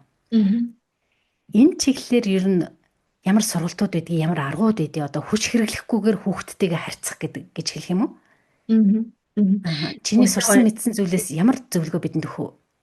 Маш гоё асуулт байна. Энэ нөгөө нэг Германд бүр энэ талаар бүр ингээд gewaltfreie Kommunikation буюу хүчирхийлүүлгүй харилцаатай суралцах гэдэг айгу сургалтууд, подкастууд үнгүй хүртэл байдгийн билээ. Би өөрөө нөгөө нэг ээж болоод угаасаа ингээд хүн чинь өөрөө давхар сураад хүмүүжил хэлдэг юм байна ш. Тэгээд ярьжсэн тий. Тэрний тул би яаж хүүхдтэйгээ зөв харьцах вэ? Юуг одоо ингээд тэгдэг юм бэ? Өгчин өөрөө амьтай зөв хийж зөв ойлголцсон гэдэг ингээл энэ тхийн соёл ингээл яриад л юм л та. Тэгээд тэрийг ингээд сонсох тусмаа манай монголчууд бид нар нөгөө нэг бас их эвгүй хоорондоо ярьдаг юм байна. Гэтэ өөр юм мэдгүйгээр тийм. Тэгээд ширүүхэн ч байдаг юм уу, тэг ингээд засар ингээд захир гадсан байдалтай ч байдаг юм уу, тэр нөхдөр энгийн үсгэтэл болсон ч байдаг юм уу. Тэрийг нөгөө нэг буруу яд зүг ойлголцдог гэдэг юмд доор ингээд халах авчилсан ч байдаг юм уу тий. Тэгээд би ер нь энэ талаар би бас манай байгууллагт бас тийм сургалт хийж байсан. Хуваараа бас нэг жоохон тийм онлайн сургалтанд би сууж байсан. Тэгээд айгу сонирхоод байдаг сэдвүүнийг байгаа байхгүй. Тэгээд энгийнээр хэлэхэд хүртэл нөгөө нэг юу гэдэг юм байна л да.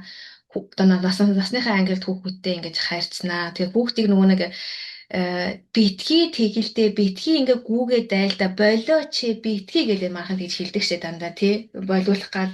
Тэгэхээр хүүхэд гэдэг хүн чинь одоо за даалангой бага насны хүүхдүүд 2 2-тай 3-тай хүүхдүүд бол нөгөө нэг тэр битгий гэдэг үгөө сонсдгүй гинэ. Одоо миний энэ сонссон энэ юугаар тэгэхээр ерөөсөө л үгээд вэ одоо гэдэг юм л тэрэн сонсоод байдаг юм байна л та. Тэр нэг энд бас нэг тийм харьцуулалт байдаг штэ. Юу лээ за ягаан өнгөтэй заан чи битгий төсөөлөөрэй за юу гингүүт яг ягаан өнгөтэй заан төсөөлөөрэй тийм тархин яг энэ үдээ ингэж юу яадаг юм байна л да гүйцэтгэх юм байна л да. Жоохонго өсөөр ингээд том болоод ирсэн үедээ болохоор нөгөө нэг битгий хийгээ илүү ингээд хатуу ингээд чанга ингээд байх тусмал нөгөө нэг нуух хаах чиглэлөөр ороод идэх ч гэдэг юм. Тэгэхээр ээж аав нар ихтэй маш хэцүү юм байлээ. Би ч гэсэн айгүй ингэж суралцгаад хичээгээ явж байгаа юм маш хэцүү юм байлээ. Ингээд үг хэл ярихдаа ямар нэгэн үгүйсгэл хэрэглэхгүйгээр ярьж сурна гэдэг айгүй хэцүү юм байлээ. Хамгийн түрүүнд чи тэхээ болооч инкэ болооч чи битгий чанга ярмаар гэж хэл дандаа битгий гэж үг хэлж яриад байгаа байхгүй. Тэрнийх оронд бид яаж хэрэглэх вэ? Ерөөс үгүй гэж үгүйсгэл авахгүйгээр битгий гэсэн үг орохгүйгээр хэрхэн яаж яаж сурах вэ? Тэрийг сураа гэдэг тийм зөвлөмж байгаад байгаа байхгүй. Тэгжээж хүүхдийг илүү ойлгосон тэгжээж нэг айгүй тийм уур уцаар стресс бага байна. Даалгавар бага насны хүүхдүүдтэй хамт тий. Ингээ яриад байна. Тэнгүүд нөгөө нэг чи битгий чанга ярих гэхийн хооронд чи зөөлөн айдуу яар гэхээр хүүхдүүд яшаа тэр үгээр ойлгодог ч байдаг юм уу тий. Ингээд айгүй олон юу байдаг юм байна л та. Арга байдаг юм байна. Одоо чи битгий гүйгээд гэхих оронд чи зогс эн чи тайван суу одоо наашир. Ингээ хэлэр хүүхдүүд ойлгодог гинэ. Тэгэхээр бид нэг энэ тал дээр бас ихэд үгүйсгэл хэрэггүй тийг бойл ингээ тийм юм айгу баг хэрглэж явах хэрэгтэй гэдэг юм байна гэж айгу би бодоод яваад байгаа. Тэгээд бүр нэг яагаад энэ болоор хүчирхийлэл орсон хиллэг болоод байгаа гэдэг бас тайлбар хэлэх хэрэгтэй хагдаа бид нар ингэж ярьдаг шиг хэрвээ чи тийх юм бол би тийг ингэх юм бол чи ингэ бид нар хэллээсэ хэрвээ чи хувцаа готлоо өмсч юм бол дараа нь тийг нэг гэдэг юм байна. Нэг юм заавал нэг урд нь хийжээ дараа чарна шагналтай юм шиг заавал нэг тийм нэг юм барьцаатай юм шиг яриад байгаас бид нар тэр болохоор энгийн болгоцсон.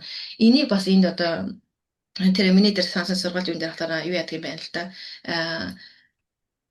Учирхийллийн нэг хэлбэрээ чи тэрийг хийхгүй л би тэр бүгүүдийг тийм дардан шийдэл гэдэг мэдээлэл дан өгөөд байгаа гэдэг утгаараа. Дандаа нэг тийм бидний гүн тийм нэг юу тогтоогоод байгаа гэдэг утгаараа юуны нэг бол энгийн юмнаас бүх юм эхэлнэ. Энгийн байх тусмаа зүгээрээ эцэг эхчүүд нь өөрснөө хэлж байгаа үгэн дээрээ нэг анхаарал тавиад үг маань ямар утгатай бэлээ тий. Монголчууд даалгавраа үг амтай эдэр гэж ярьдаг шээ. Тэгэхээр яг тэр үгээ үнэхээр бодоод ерөөдөө хэлж байгаа үг сонгож байгаа үгэн дээр их анхаарах хэрэгтэй юм байна. Эндээс хүртэл нөгөө нэг хүчирхийлэлгүй харилцаа гэдэг нь үүсдэг юм байна. Би сонсож. Тэгэхээр энэ айгүй чухал юм болов.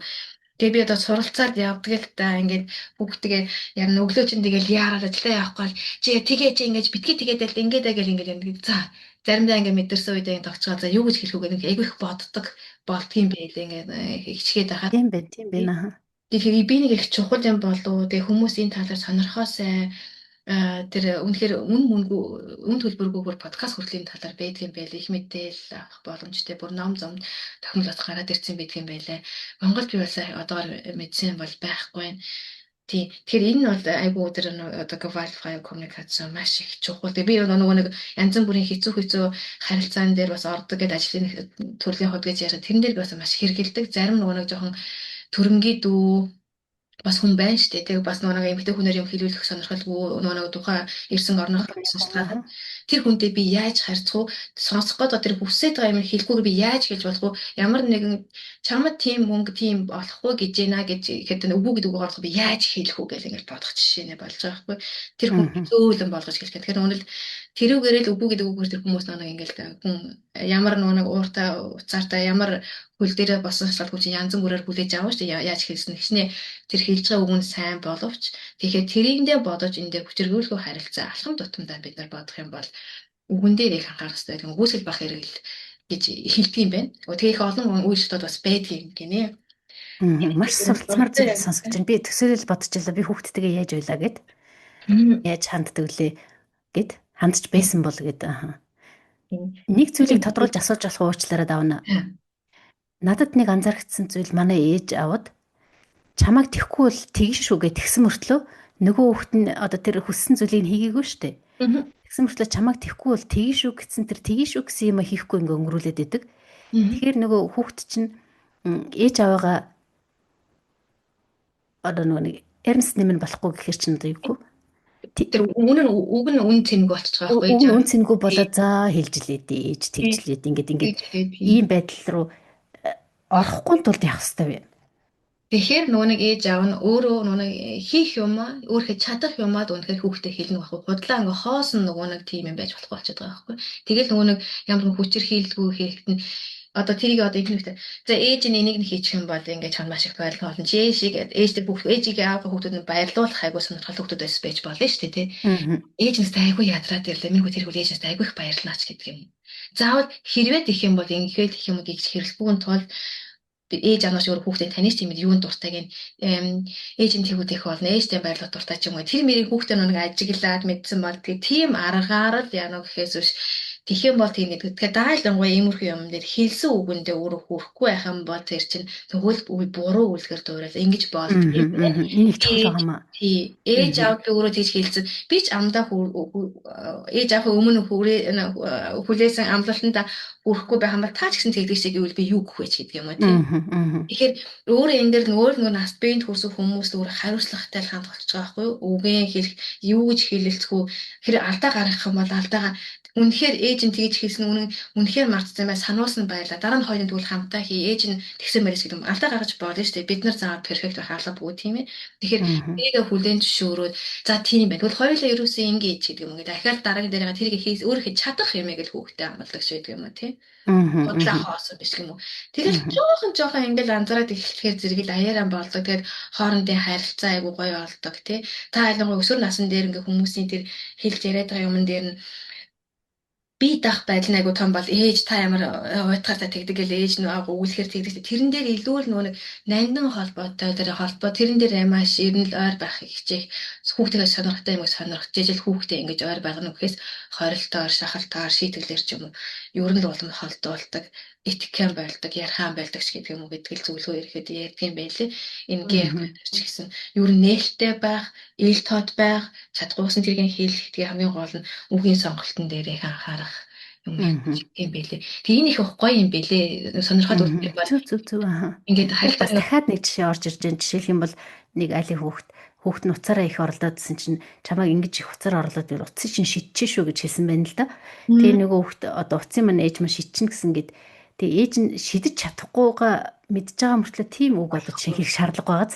Тийм байна. Яг үнэ. Аа. Тэр чинь үнэтэй цай. Үнэтэй цайтай iPhone хийдчихсэн. Мгм. Тэрийг нь шийдэхгүй шүү дээ. Тэгтээ тэрийг хэлэх шаардлага байсан уу тий? Тийм. Өөр аргаар яаж хэлэх вэ гэх жишээний Тийм. бас их тий бодвол Бодохоор байгаа. Тэгэхээр бид нар байна. нэг томчуудын биднээс ерөөсөө айгу бүх юм хамаарат байгаа. Тэгэхээр томчууд өөрснөө мэдлэгтэй авах хэрэгтэй, мэдлэггүй байж болно. Мэдхийн төлөө явах хэрэгтэй. Тэнтээс сургууль семинарт оролцох хэрэгтэй, сонсох хэрэгтэй, бие биенээсээ суралцах хэрэгтэй. Мэдгүүдээ нөгөө нэг хилж явах хэрэгтэй ч гэдэг юм уу тий. Сануулж авч хэрэгтэй гэдэг юм уу. Тэр нь айгу их чухал юм аа гэж би харин бодоод байгаа. Би үнэхээр GFK-г айгу дурлаад байгаа. Тэгээд Зөв. суралцаад явахсан ингээд дөрөв ингээ алхам байдгийн байлээ. Эхэл тэгж хэлдэг байгаа. Тэгээд ингээ тэр мэрэнгөө техник болоод ингээ суралцдаг ч гэдэг юм уу. Их гой юм их байдгийн бэ нүү. Цаагуур чинь зөндөө юмнууд байна. Хамгийн гол нь айлын хүүхдүүд актер ээ нү тий? актер суралцах юм зөндөө байна, зөндөө байна. За айлын хүүхдээс сурсан юмыг нь би одоо монголчуудад хүргэхийг хичээлээ. Тэгээд давна. Одоо яг чиний өөрөө чи ажиллаж байгаа ажил руу орё гэж бодлоо. За манай зочин маань Deutsche Angestellten Akademид ажилладаг. Монголоор одоо нэрээ өөрөө хэлээд ярих бах. Тэгэхээр танаа энэ ажилд гадаад гаралтай насан туршидтай ажилладаг гэж би ойлгосон байж байгаа. Тэр ямар чиглэлээр ажиллаж байна, ямар дэмжлэг үзүүлдэг, ямар байгууллага байна уу монгол хэл дээр Deutsche Angestellten Akademie гэхээр энэ болохоор нэг тийм боловсролын байгууллага байгаад байгаа юм. Энэ болохоор айгүй олон боловсрол нийгмийн тал дээр маш олон проект дээр ажилладаг, хувь нэмрээ оруулдаг. Тэгээ төрийн байгууллагуудаа бас хамтарч ажилладаг байгууллага байгаад байгаа юм. Миний ажиллаж байгаа одоо проект гэх юм бол нэг Германд ч одоо дөрвөсөд тий янз бүрийн олон дөрвөсөд гадаад хүмүүс их амьдарч байгаа. Тэднийг хэрхэн нийгэмшүүлэх вэ? Яаж энэ Германы олон системийг хэрхэн зөв ойлгуулах уу? Яаж хөл нийлүүлэх үү тал дээр нь одоо ингээд айгу олон бодлогот ингээд ийм усаар сангуучулсан ийм проектууд ингээд хэрэгжиж явж байгаа. Тэгэхээр тэрнийх нь нэг нь манай байгууллага хэрэгжээд би тэрэн дээр нь ажиллаад явж байгаа.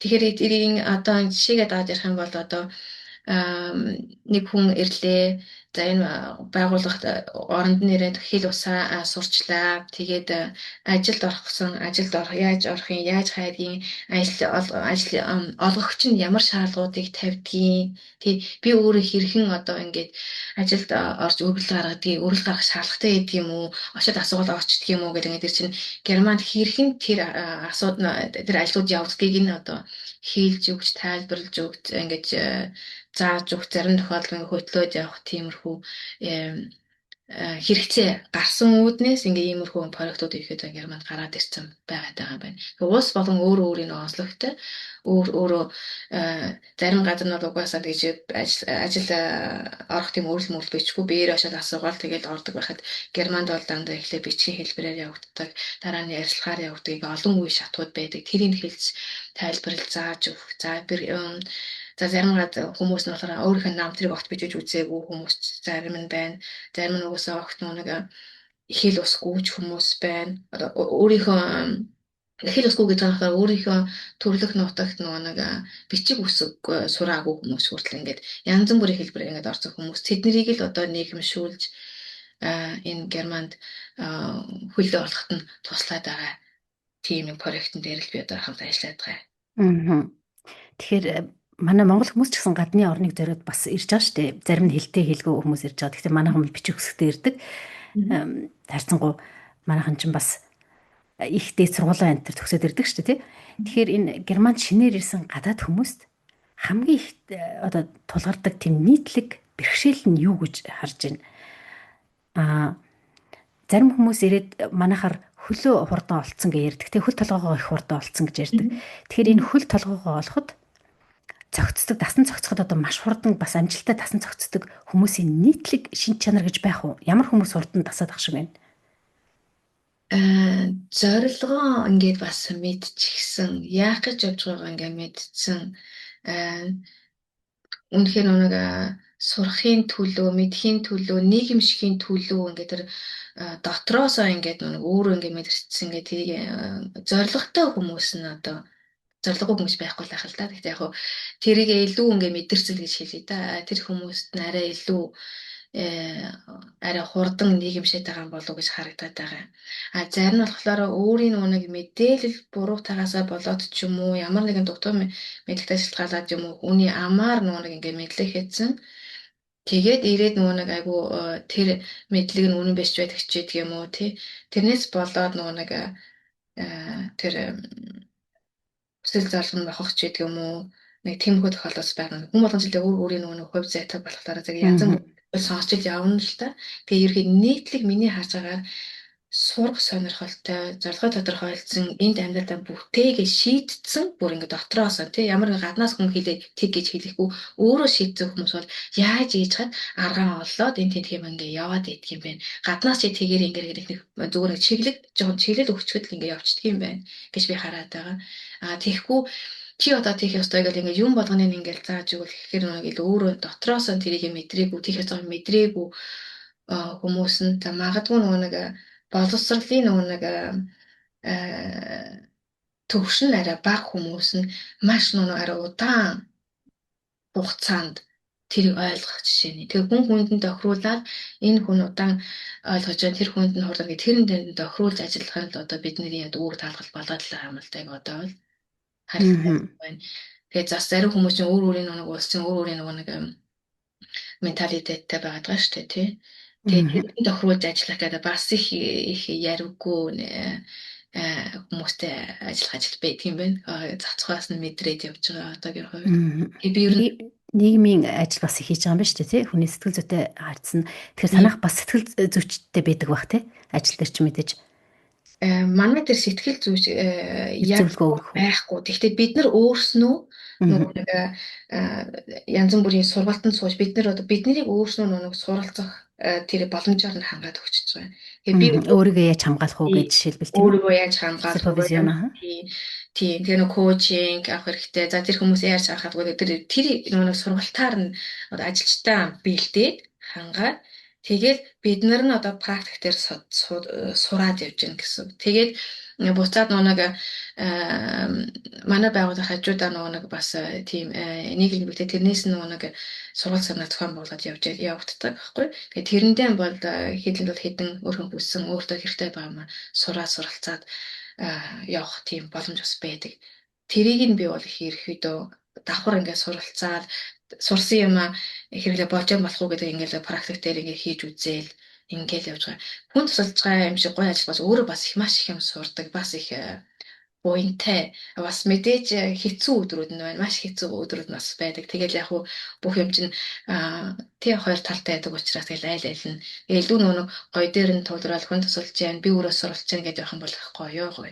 Одоо хүний асуудлыг хүний үнэхэрийн туулсан зарим цагаачд бол үнэхэрийн бүр төсөөлөхийн аргагүй хэцүү байдлуудыг одоо зам зуртаа туулаад ингээд ирсэн хүмүүс байдаг тий. Тэгэхээр тэр бүхнийг сонсож байхад бас үр зөөлөн хүн сонсоход хэцүү. Ажлыг ажиллаар нь за ажиллаа гэж сонсох бас нэг өөрөх энэ чадвар нэлээд өндөр ах гэж би бодож байна өөрийг нь. Тэгсэн ч гэсэн нөгөө монгол хүний үр зөөлөн сэтгэлээр бас зарим хүнд хандах зарим асуудалд хандах гэртээ харих замдаа ч юм уу тэр одоо сэдвийг нь зам зуртаа ингээд яадаг юм бэлээ дараагийн одоо шатанд ямар тусламж үзүүлэх үү гэдэг юм уу тэр хүний ярьсан тэр хэцүү сэдвийн талаар ч юм уу бодох тийм үе таарах уу? Байна. Бас байсан зөндөө байсан. Энэ дээр л яг л би яг ингээд ийм асуултад тулгараад энэ тал дээр би угаасаа нэг сургалтын сууж ийм мэдлэгээ дэвшүүлэх болохгүй байна гэл тэгэл тэрэндээ суралцаад тэгэл өөрийнх нь нэг босон кейсүүдээ яриад зөвлөгөө аваад ингээд суралцаад явж байгаа юм л да.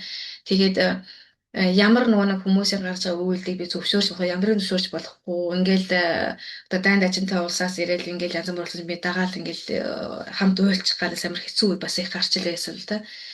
Тэгэхээр би яах вэ гэж ингээл чинь өөргөө ингээл ямар барих болж байгаа байхгүй тэгж болохгүй гэдэг би мэдчихэж байгаа. Тэгэхэд нь одоо би ямар үйлдэл үзүүлэх үү тий нөлөөсөн нарчхад юу салфетик өгөөд ингээд дэмжиж байж хэр их нэг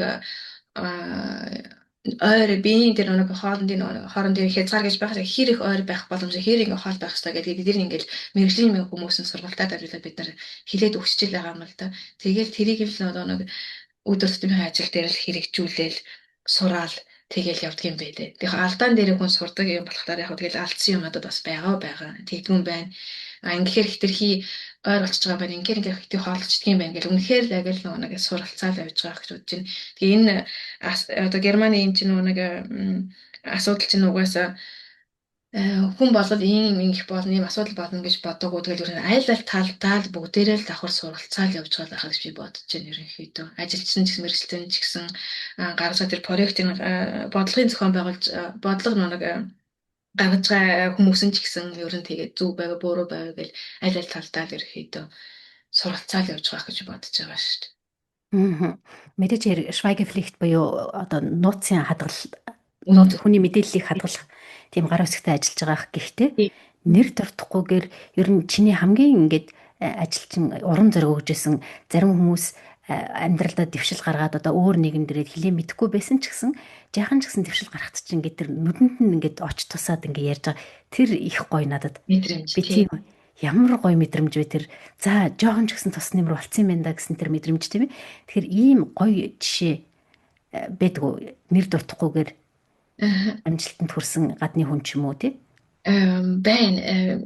Энэ нэг хамгийн уртдаа 1 жил нэг бол 6 сар гээл нэг тухайн хүнийх нь нэг мэдлэг чадвараас шалтгаалаад тэгэл хааш нь яаж ажил олгоход туслах байх вэ гэдэг ингээд хөө хүмүүс шалтгаалаад янз бүр хугацаатай хамт ажиллаж байгаа юм л да. Тэгээд нэг юм би сэр хүнтэй нэг ажиллаж байсан. Тэгээд сэр нэг хүнтэй ажиллаад тэр нэг 50 гаруй насны хүн байсан, маш их ирмэлзэлтэй ингээ хилээд өгсөн юмыг одоо ингээд хүүхэд чинь ингээд маш ингээд бүр ингээд сороо даваад ингээд сурдаг амар хичээнгүү тийм хүн байсан байхгүй. Тэгээ бид хоёр хагас жил жингээ ажиллаад тийшээ өргөдөл өгөөд ерөөсөө ингээд ямар ч дандаа нэг ингээд эсэргүүцсэн тийм татгалцсан дандаа хариу аваад. Тэгээ нөгөөх маань бүр хийсэн би бүх юм ингээ хийж байгаа ингээд би ерөөсөө ямар ч надад юу нэмэр алга гэдэг бүр ингээ бүр сэтгэл санаагаар бүр ингээд хэцүү болоод хэлж байгаа байхгүй юу. Тэнгүүд нөгөө чинь би сэтгэл зүйч биш болохоор зэрэг за яах вэ гэдээ одоо ингээ янз бүр юм л ургуул энийг өргөх хэрэгтэй, дэмжих хэрэгтэй байна гэл ингээл. Тэгээ тухайн үед би давхар нэг коучинг сургалтанд ингээд явж ирсэн. Тэгэл нөгөө нэг сурсан баах нөгөө нэг арга зүйн ингээ тийм юмнууд байгаа шүү дээ тий.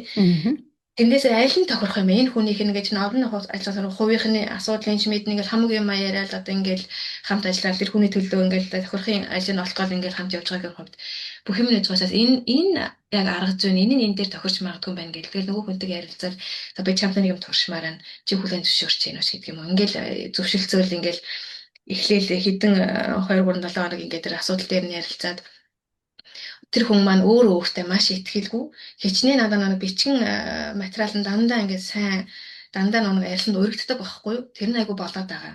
Хамгийн гол нь биеэрээ очиж ярилцанд орчод ирэхэд дандаа нэг татгалцсан хариу авчдаг гэсэн байхгүй юу?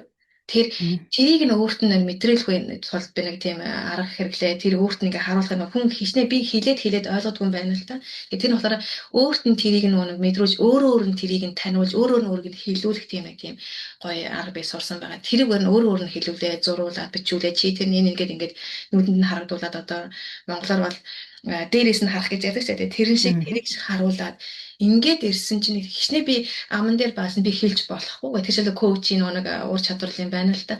Тэгээд тэр хүнээр өөрөөр нь тэгэж хэлээд ингээд явцсан чинь тэр хүн ерөөхдөө нь ойлгоод тэгэл мэдээж ярилцлага болгоны өмнө тэгээд хэрхэн тэр ярилцлаганд бэлтгүүд тэрийг хүртэл ингээд зааж өгөөл өмнө нь нэг дасгал сургууль хийгээл би өөрөө тэр байгуулгын болоод ч юм ингээд тиймэрхүү юм бас зарим хүн дээр шаардлагатай хийдэг л дээ. Тэгээ хийгээд яриа явсан чинь тэгээд нэг ярилцлаганд ингээд оруулаад яваад өгсөн чинь нэг хойлох шатндаа нэг ярьсан шатндаа тэнцэж байгаа юм. Тэгэл бөөн баяр ирсэн.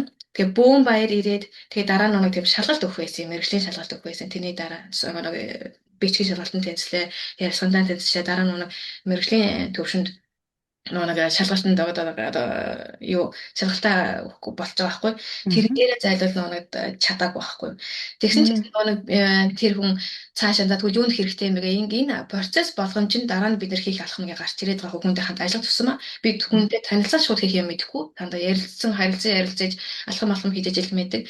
Тэгэнгүүт бид хоёр яриад нэг тухайн нэг ажил олгогч байгууллагаас нэрлээд санхүүж үйлж байгаа байгууллагаас нэрлээд job center гэх юм уу та ярилцаад ийм болсон энэ хүн одоо энэ тал дээр мэрийн тал дээр нь туслалцаа тэр vital бэлэн хэрэгтэй байна мэрийн дэвшлэг чадвар дутаад байна энэ болчих юм бол ингээд ажилд орох боломжтой байна гэх хэлэнгүүд нь одоо бид нар хийсэн юмдаг бүгднийг ингээд өгчөнгүүд тухайн нэг job center хариуцсан дээр тэр хүний хариуцсан дээр тухайн байгууллагын ажилтнанд зөвшөөрөөд тэр хүн дараа нэг тэр сургалтанд сураад тэгэхдээ би тэр сургалтанд явуулаад бид хоёрын ажил дуусчихлаа байгаа юм л да. Тэгээд би жилийн дараач жилүүдэд нэг би гудамжинд таарч байгаа байхгүй. Тэгээд гудамжинд таарсан чинь нөгөөдөх чинь тэрч яваад яасан ингээд өнөөх юу vital building-ын дууссан ажлын ярилцсанд орсон. Тэгээ би нэг ажилд удахгүй орох байх гэх. Тэгээд орог байсан би нэг ажилд орсон байгаа тэрийг дууссан гэх ингээд тэрэнд ингээ айгу тийм зөв алхам руугаа явсандаа ингээд талархаад ингээд тэрч авсанд нь би бас болжтэй гэдэг чинь юм. Тиймэрхүү юм харах үнэхээр гоё. Тэгээд тэр үнэхээр миний нүдэнд болоо нүдэнд гэрэлсэн нүдэнд даасан нэг зөв алхамдаа явж байгаа. Би яг зөв ингээд мэдэрсэн надад тэгсэн тухайд харагдчих мэдрэгдэжсэн. Надад бол тэр бас л гоё санагдчихсэн. Тэр туршлаган дээр бол энэ болохоор зэрэг бас нэг жишээ герман хэлийг бас ерөнхий мэддэг. Тэр нэг коуч хийх боломжтой бас хүний жишээ байгаа байхгүй юу?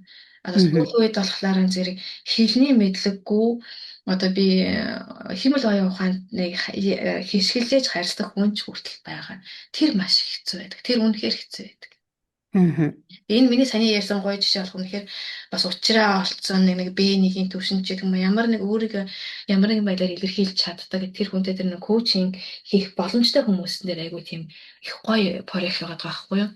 Тэгээд бүх юм чинь хязгаартай гэдэг шиг нэг зарим хүн хэл сурах чадвартай, зарим хэл сурах чадваргүй өгдлөөр ч гэдэг юм ингээл байдаг юм байна л да. Тэгээд гişний олон жил болсон ч гэсэн хэлээ сурч чадахгүй. Тэгээд энэ улсаас тэгээд маш их тэтгэлгээ ингээ өгчихсөн. Бүх юмд нь явуулсан хэрнээ сураагүй хүмүүс байна. Тэгэхээр бүр аргаан бараад оролдоод үс гэдэг юм ингээл янз бүрийн тохирсон ч тохироогүй чи ингээл нэг проект руу ингээд явуулдаг хүмүүс ч ингээд тохироогүй хэрнээ бид нар тэн дээр ажиллах хэрэгтэй ч гэдэг юм бас тиймэрхүү хэцүү хүнд юм бас байдаг үнэхээр бас аль талтай. За маш баярлалаа. Давна ч сая ингэ хэлж дээ тий. Хилээ сураагүйгээс болоод ажилд орч чадахгүй ингээд маш олон жил улсын тэтгэлэг аваад амьдарч байгаа гадны одоо дөрөвчд байна гэдэг ингээд сая ярьсан тий. Тэгэхээр сүүлийн үед төр засгаас бас нэлээд хуулийн өөрчлөлтүүд оруулж байна. Бас хууль санал дэвшүүлж байна. Цагаачд долгож байгаа мөнгө нийгмийн одоо зарим байгууллагууд дээр мөнгөний одоо дүнгээсээ татаас хийж байна тийм ээ. Ийм зүг рүү орцсон явж байна. Энэ хэр ажиллагдж байна танаа дээр? Одоо улсаас олгодог тэр тэтгэмжээ хитрхи задгаа байха болж хянж эхэлж байна, хумж эхэлж байна гэдэг утгаар хэр ажиллагдаж байна? Мэдрэгдэж байгаа ерөөс айгүйх мэдрэгдэж байгаа. Нэг боломжтой хүн нэг жоохон нэг дэмжлэг гаргаад ингээ боломжтой үнэхээр урт хугацаанд зөвхөн арга цаах биш те урт хугацаанд ажил олгохоор тийм боломжтой хүмүүс ингээ жишээлх юм туулж ажиллаж байгаа хүмүүс ингээ хардаад байгаа хгүй. Тэгэхээр мөнгө нэг байхгүй гэдэг үднээс юм уу цаад нэг мөнгөний шийдвэрлэдэг байгууллагаас нь зөвшөөрөх байх жишээ нэ. Тэгэхээр л нэг арга цаасан ажил руу яваад ингээл төр зурил нэг статистикийн тоо бөглөөл тэгэл буцаад ажилгүйдлэг болдог нэг тим юм их ажиллагддаг. Айгу харамсалтай байдаг. Тэгээд энэ даалгаврын энэ хэлний салбар дээр олон угаасаа B2 хүртэл дандаа тийм дэмжлэг ороод ирдэг байсан чинь одоо бол ерөнхийдөө заавал B1 тийм A2 хүмүүсийн ажилд оруулах тал руугаа хандсан B2-ийн заавал B2-ийн төвшөнд герман хэлний тийм курсээр бол хангагдах. Үнэхээр ямар нэгэн ажлын газраас үнэхээр авъя гэсэн баталгаатай, нотлогоотой байсан тохиолдолд тэрийг одоо зөвшөөрдөг ч гэдэг юм уу, тийм хэлбэр рүү орч чадаа. Үнэхээр тэрэн дээр ерөөхдөө мэдэгдээд байгаа. Тэр их сүүлийн үед яригдж байгаа зарим сайн дурын байгууллагууд эдэн ч цааш тусалдаг нийгмийн байгууллагууд тэдний бас одоо төсөв төлөвлөгөөнд нэлээд хумилт ирэх нь гэсэн бас болгоомжтой байдал руу орцсон явж байгаа. Тэрийг бас анхааруулж хэлсэн дээр баг тийм ээ. Яг үнэ. Ажиллаж байгаа хүмүүсийн хувьд. Тэгэхээр зарим гадаад хүмүүс нэрээд одоо нэг ижилхэн орноос ирсэн хүмүүс нь хоорондоо ингээд харилцаа холбоотой байна л да тий. Тэгээд тэр 2 жилийн өмнө тийм байсан яа надад өгөхгүй байгаа ч гэдэг юм уу нэг би биний харьцуулалт хийгээд ингээд шаарддаг бас үндэсний орны хүмүүсээс байна. Тэгэхээр нэг бүх юм чинь ингээд дуусахгүй, ёроолгүй юм гэж байхгүй. Энэ хичнээн нэг Герман улс тийм бодлогыг бариад олон жил явсан ч гэсэн тэрийг татвар төлөгчдийн нуруунд дээр ирж байгаа гэл ингээл олон юм яригдах л да тий. Тэгээд тэр чинь бас хэмжээтэй хязгаартай. Тэгэхээр тэрийг нь хүнд ингээд яриуж тайлбарж олгуулна. 2 жилийн өмнө ийм бодлоготой байсан. Өнөөдрийн бодлого нь ийм байна. Энэ улсын өнөөд өргөсний эрхтэд одоо ингээд тийм дэмжлэгийн юм байхгүй байна. Та тэгэхээр ингээд ууралж болохгүй ч гэдэг юм. Одоо тэр яриг нь бас би хийн гэсэн. Бас хэцүү бас характертай хүмүүстэй тулгаар нь ойлгохгүй гэж юм бас байна. Бас энэ тал дээр бол бас их ярих хэрэгтэй. Ийм юм нэр маш их байдаг юм билээ тий. Сая манай хажуу талд амьдарч байсан хүн л тэгсэн юм да. Яг адилхан цагаарч бид хоёр тэгжсэн гэд ийм их гардаг тий. Тэрийг хүм болгон дээр өөр гэж их тайлбарлалт юм билээ тий. Гадаадын иргэдийн хариуцлага газар ч гэсэн. За маш их баярлалаа. Ажлаас нь бас ингээд сонирхоод ярьлаа. Сүүлийн үед бас зөвхөн манай Монголд биш. Дэлхийн нийтээр дэлгэцийн хэрэглээний одоо хэрэглээ хүүхдүүдэд маш их өндөр байна гэж яриад байна тийм ээ. Бүгдээрээ мэдж байгаа. Эцэгчүүд манч мэдж байна, багш сургууль хүмүүжүүлэгч манч мэдж байна. Дэлгэцийн хэрэглээ хүүхдийн зан төлөвт ерөөсөө нөлөөлөд их хэцүү байна гэж мэдж байгаа мөртлөө хязгаар тогтооход маш хэцүү байна тийм ээ.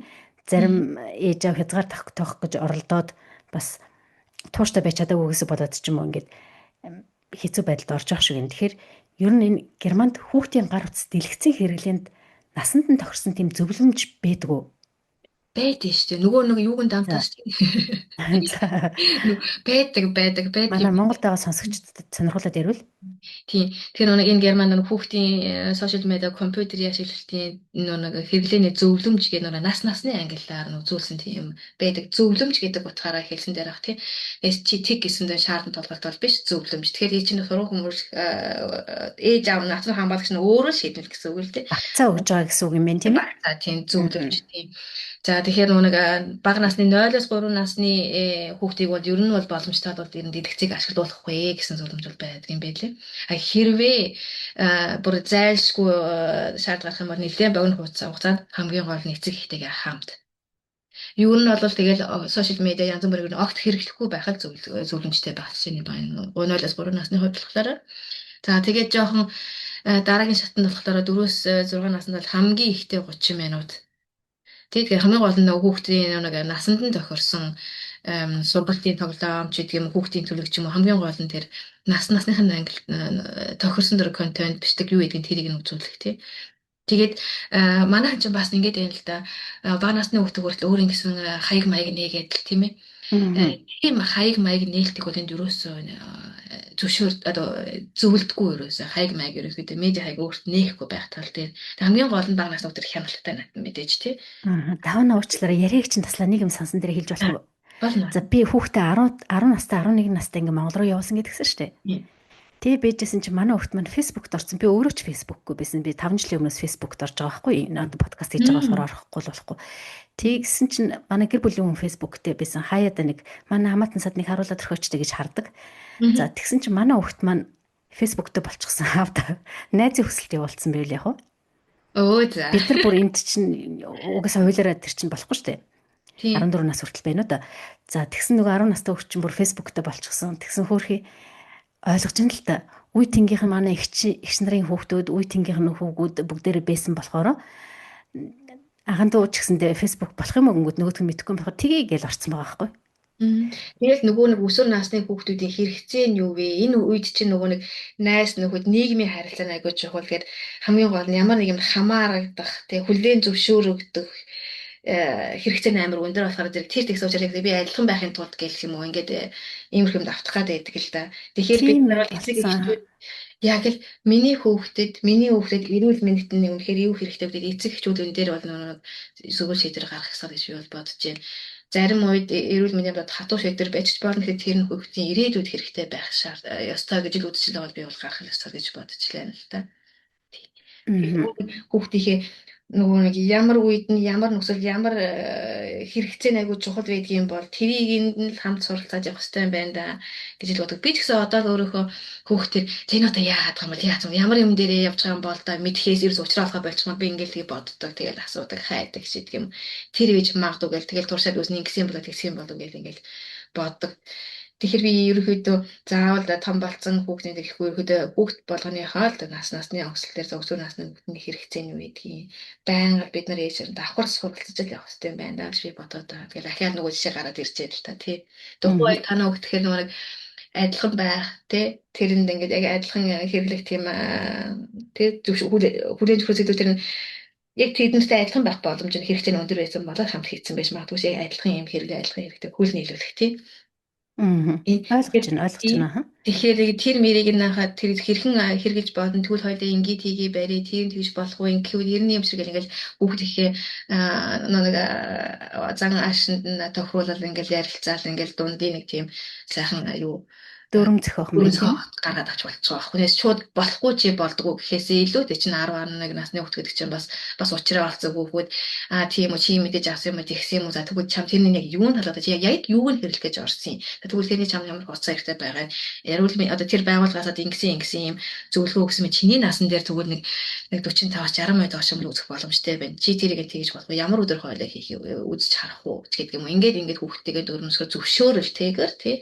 Тэгвэл би буруу юм хийсэн байна. Би өтөр түргэн тэрийг нь мэдэнгүүтээ шууд Монгол руу уцтаад эгчрийн хүүхд рүү уцтаад за манай хүүхд яагаад ингэ фэйсбુક нээсэн байна мэдүү бушуухан устгаад манай хүүхдийг манай фэйсбુકээс гаргаж өгөө мэдүү өстө болохгүй бид нар энэ дэр маш хатуу байдаг юм насанд хүрээгүй учраас гэд би өөрөө ч фэйсбુક байхгүй тийм болохоор мэдүү бушуухан устгаад өгөөч гэсэн айгүй өөрхөн секундын дотор манай хүүхд тэрнээс нь алгуулж гисэн юу ч мэдээгүй сая би яриг нь тасалчихсан яг сайхан ингээд зэгцтэй өгн хэлж өгчээсэн 3-6 насны хүүхд хэдэн минут гэд хоёул тэрнээсээ дахиад яг тесралтаа нэг хэлээд өгөөч хоёул ямар өсөн дээр явж илаа нөгөө дэлгэц өдөрт үзэх цаг хугацаа ямар гэдэг ингээд тэрний тесралыг би алдуулчлаа сая 0-3 наснд ерөнхийдөө ер нь л димий тэгээд ерөөдөө хэрэг үзэх юм бол айгүй хамтаа нэг жоохон үзэх юм уу тий тэр сошиал медиагийн хэрэглээг ерөнхийдөө л байхгүй байх тусмаа л сайн гэж үздэг юм байл дээ.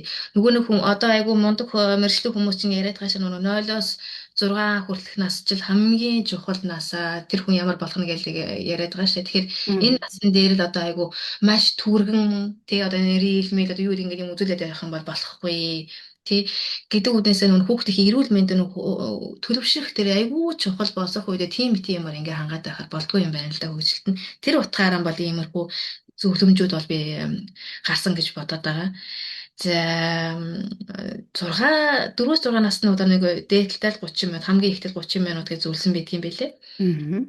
Тийм тэгээ сошиал хаяг юусаа нээх боломжгүй хамгийн гол нь хяналттай ашиглуулах тал дээр анхаарах. Юусе хяналтгүйгээр чи за ээж нь хоол ээж нь чи юм үзчих ингээд цаана ингээд ихгүй хамтаа суугаад хамтаа хийгээд хийсэн юм нэг ярилцаа тэндээс нь сургуулийн тоглоомыг аргаад хүүхдээ хамт нэг сургаж болно шүү дээ тий. Тэгээд тэр юмэрэнтэй юм ингэж ашиглуулах. Тэгэхээр шинэ хүүхд нь анх удаага тийм компьютер хэрэглээ болох юм болоо энийг ингэж ашигладаг юм байна гэдгийг нь хамтдаа ингээд заагаад өгнөхөөс өөр ингээл скрол болоод одоо ингээд байж болохгүй ганцаараа гэсэн үг байгаа байхгүй. 7-оос 10 наснд болохоор 45-аас 60 минут орчим гэж үздэг юм байна. Хамгийн гол нь маш хяналттай. Ашиглахгүй байж болно ашиглах шаардлагагүй хэрэг ашиглах юм бол хяналттай үзэх хэрэгтэй тийм дээд тал 1 цаг юм байна тийм ээ дээд тал 1 цаг гэдэг үздэг юм байлээ тийм тэгээ мэдээж нэг хяналт гэдэг маань дүрм тогтоох тий тэр шууд ингэж хоорондоо хүүхдтэйгээ ярилцах дундийнхан тэр нэг дүрмэн тогтоох гэх юм уу тэрэн дээр бас анхаарах юм байна. Тэгээд 11 13 болоод ихээр нэг яг цагийн хугацаа нь өдөрт 1.5 цаг гэж байгаа боловч энэ дээр нэг илүү нэг цахим оршны нэг дээрлэхэд гэх юм уу цахим оршны тал өрөөнд бас ярьжсантай нэг сайбер мобинг нэг юу гэдэг монголоор чинь кибер дээрлэхэлт гэдэг юу тэгээд байгаа тий цахим гэмтэл тэрний эрсдлийг бол бас талаар ярилцах хэрэгтэй байдаг гинэ нэг одоо жоохон өсвөр насны үед нь тэр чинь угаасаа бие даасан байдал нь өөрийгөө илэрхийлэх байдал нь айгүй нэг чухал болоод ээж би чадна би том болсон гэдэг тал дээр явж байгаа шээ тий тэрэн дээр ээж аавын оролцоо нэг энэ талын эрсдлийн талаар бас ярилцаж ойлголт өгч явах хэрэгтэй байдаг гинэ. Тэгээд энэ болохоор нэг хувийнхаа мэдээлэл хэрхэн хамгаалах хэрэгтэй вэ? Тэрийг нь зааж залруулж өгөх хэрэгтэй ч гэдэг юм уу тий. Тэгээд мэдээж л нэг дүрмийнхэн дагуу бас давхар тий хүүхэд гэдэг утгаараа явдаг юм байна. Тэгээд дараагийн нас гэхээр 14-өөс 17 нас болохоор ойролцоогоор 2 цагийн зөвлөмж өгсөн юм байдаг юм байна. Тэгээд тодорхой хязгаар бол байх ёстой.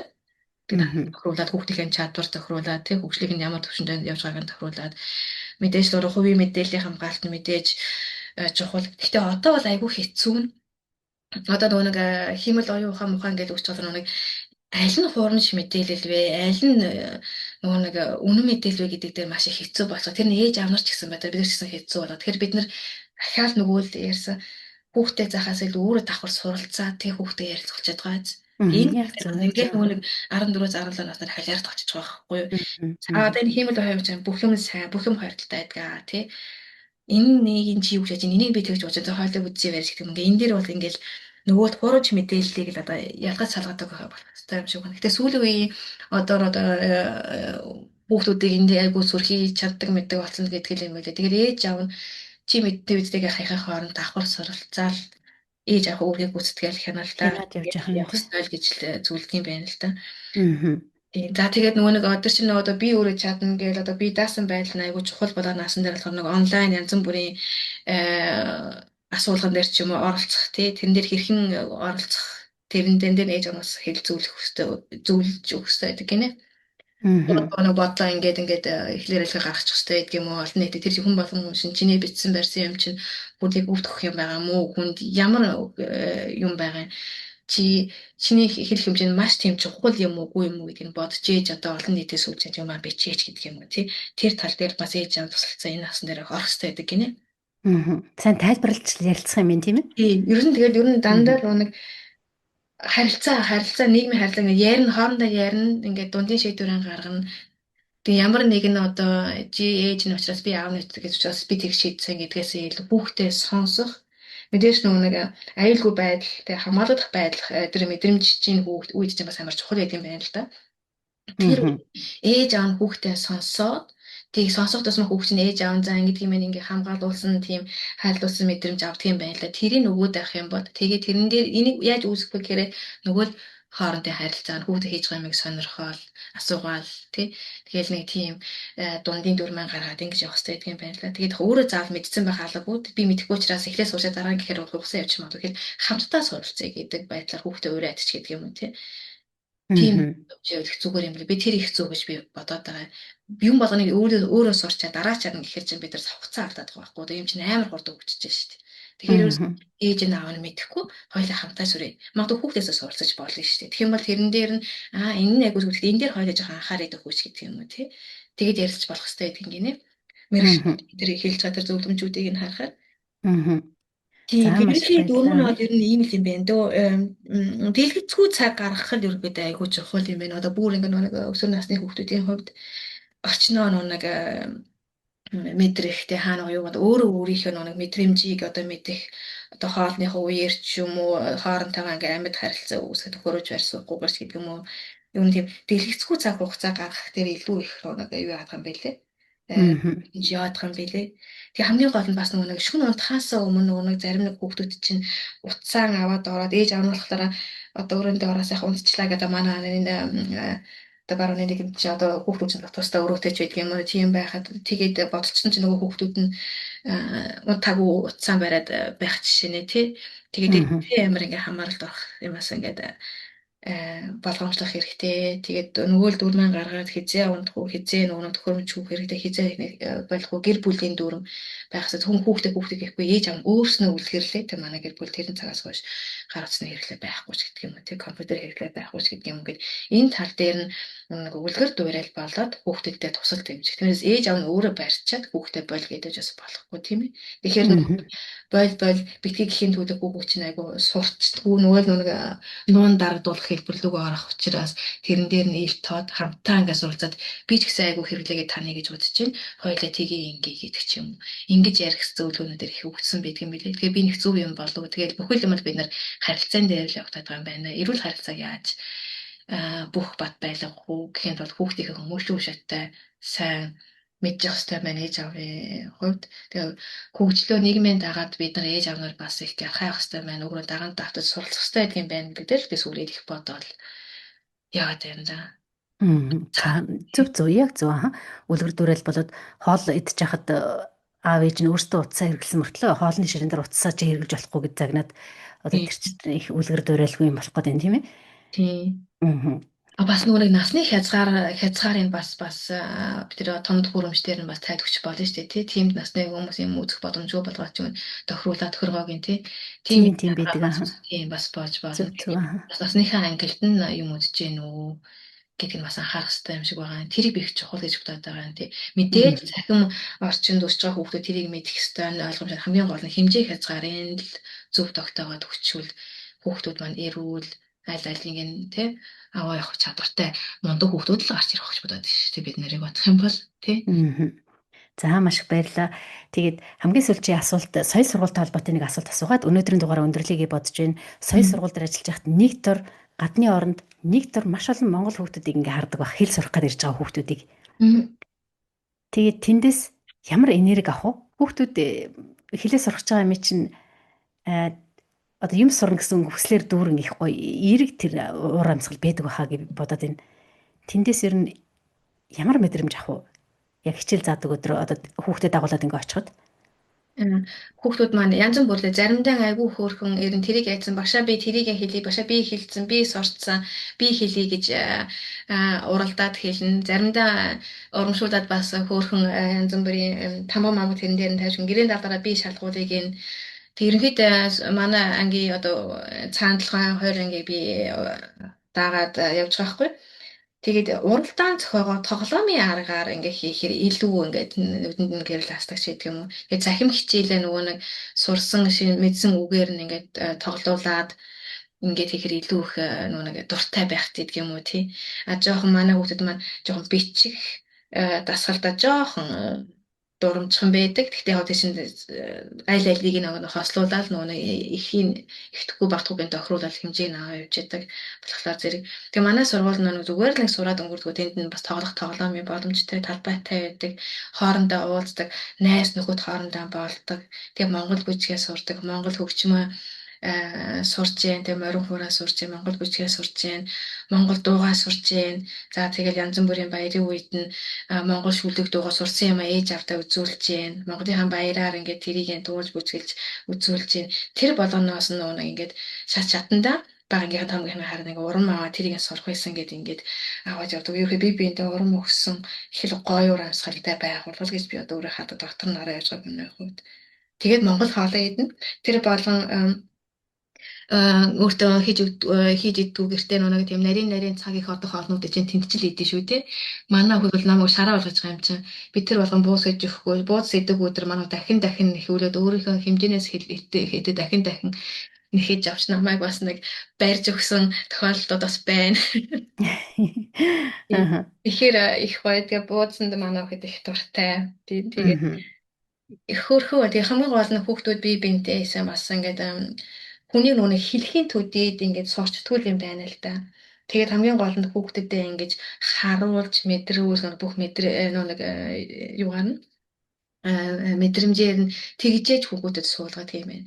Тиймдээч би угаасаа ганцаараа нуунаж чадахгүй учраас юм олонтойгоо нийлээд орчингийн бүрдүүлээд гээд одоо тэр ингээд хоол байсан ч гэсэн ингээд зориод яваад байгаа. Бид энэ хэзээ өдөр үр дүн гараасай л гэж одоо хүсээл ингээд яваад байгаа. Гарна штэ хэдэн жилийн дараа охин нь талархах болно. Би яаж кирилл үсэг сурав, би яаж монголоор бичиж сурав, яаж би монголоор яриа сурав. Миний ээж намайг дагуулаа явж гэж чам талархах өдрээр нь өөртөө талархах өдрээр Тэгээл гэж найдаад тэр байна. бүр 100% баталгаатай бодож ин тийм болохоор бас эцэг эхчүүдийг хүүхдүүдэд хэлийн зааж өгөөсэй гэд бас их боддгийн. Мгм. Мгм. За маш их баярлалаа. Өнөөдрийн минь ярилцлага ингээ боловсралтай, хүмүүжлэлтэй холбоотой ярилцлага байлаа. Тэгээ Германд үнэхээр мэрэгчлэрээ одоо боловсролын мэрэгчлэлтэн гэж би нэрлэдэг байгаа шүү дээ. Боловсрал судлалын мэрэгчлэлтэн гэж нэрлэдэг Тий. байгаа. Тий. Тэгээ яг юм мэрэгжлийн хүнтэй уулзж ярилцсандаа бас маш их баяртай байж ин цахимаар ярьж байгаа ч гэсэн уулзсан юм шиг л ярьлаа. Тэгээд сонссон сонсогчдоо тодорхой хэмжээний мэдлэг одоо Германд ийм асуудал дээр яаж ханддсан бэ гэсэн тодорхой хэмжээний ойлголт өгсөн бахаа гэж найдаж чинь зорилго маань тэр байлаа. Тэгээд зочиндоо маш их баярлалаа. Танд ихсэн маш их баярлалаа. Бас гоё байлаа. Тантай угаасаа уулзаагүй нэлээ удсан. Тэгэхээр бас яг дэрдээ суугаад ярьж байгаа юм шиг гоё мэдрэмж төрөлөө айгу дулаахан мэдрэмж байлаа. Тэгээ таны ярилцлагыг сонсох угаасаа дуртай би. Тэгээ За дараагийн мундаг зочдоос нь суралцаад явна. Урд өмнөхөөс юу н оролцоод бас суралцаад мэдлэг авч явж байгаа. Таны подкаст ерөөс их мэдлэг бас надад их өгдөг. Тэгээ найлан гоё сайш нүгэлжлүүлж хийгээрээ. таныг За дэмждэг. маш их баярлалаа. Манай YouTube дээр сонсоод сэтгэлдээ бич цаг гаргаад ингээ бичдэг бүгд дор бүрнээ цаггүй завгүй явж байгаа штэ. Гэхдээ цаг олоод ингээ сонсоод тэгээд тэр бүтгийг одоо сэтгэл хүртэл ингээ бичсэн байдаг манай даваа их талархдаг.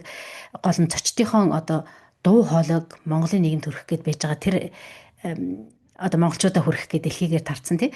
Тэгээд нэг хүн ч гэсэн хүргэсэн байна гэсэн юм сайхан мэдрэмжийг бас өөрөө өгдөг байж байгаа. Чи нэрээ марцсанс хоёлоо ойр дуулцаагүй хоёлоо тэрээрээс ингээд нүгөө явцсан байж байгаа. Би дээр үед бүр ингээд нүгөө явцсан. Шин засаг дарахтаа болсон байл мэдсэн үү? Мэдсэн. Өөр намтаа одоо өөр шин татвар болсон байна. Би мал удаа яг байхад бүр мал удаа манай намайг оюутан байхад бид нартай ярьж уулзаад би хүртэл Монгол уучлаарай. Монголчуудын засаг дарах гэж би тоглоомыг асуусан хэлсэн. За би сайн өөртөө сонгол одоо явчлаа. Үгүй. Сиги засаг дарах болсон бэлээ. Чи Буйкегчийг мэдэн штэ. Мэднэ. Буйкегч намайг ахад тоглоомоор намайг засаг дарах гэдэг гэсэн байхгүй юу? Сэргэлэг тоглож хэлж байгаа болохоор би нэг тоодогчгүй. Тэгэл тоглоом. Тэг сая би тэд Мартаар уулзсан чинь манай засаг дарга Сиги гэд ярихаар нь би яагаад надад дуулахгүй ингээд өөр засаг даргатай болчлоо гэж тоглоом хийчихсэн. Та юу яасан бэ шүү? Хусагдсан байж шүү. Тэрийг мэдээгүй явж исэн Мэдээгүй байсан биш үү? Мэдээгүй 10 жил болцсон байна. За сэргэлэг авсан юм мэдээж авлаа. Засаг даргатай болсон гэсэн манай тэрийн ид сонсч байл тэгээд засаг даргат нь амжилт төсөө манайх их хөөрх ивтэй ингээд тэрийнхэн жим зохион байгуулад нэг нь арай илүү санаачлаад зохион байгуулад эсвэл тэднийд одоо цагаан сараар маш олон монголчууд маань цугладаг болсон бэлээ. Тэгээд ингээд засаг даргаар сонгогдсон бэлээ шүү. За засаг даргатай нэг уулзаа би холбоог зөндөө одож जैन. Тэгээд хоёр чих ойрхон байсан шүү дээ. Тий. Сонсч байвал утга холбоо харнаа уулзнаа гэдэг амжилтаа хэлнэ. Ингээ хэлчихэр чинь бодоо уулзсан шүү дээ тий. За тэгээ маш их баярлалаа сонсогч та бүхэндээ тэгээ маш их баярлалаа. Дараагийн дугаар хүртэл баярлалаа сонсогчдоо. За баяртай давна. Баяртай.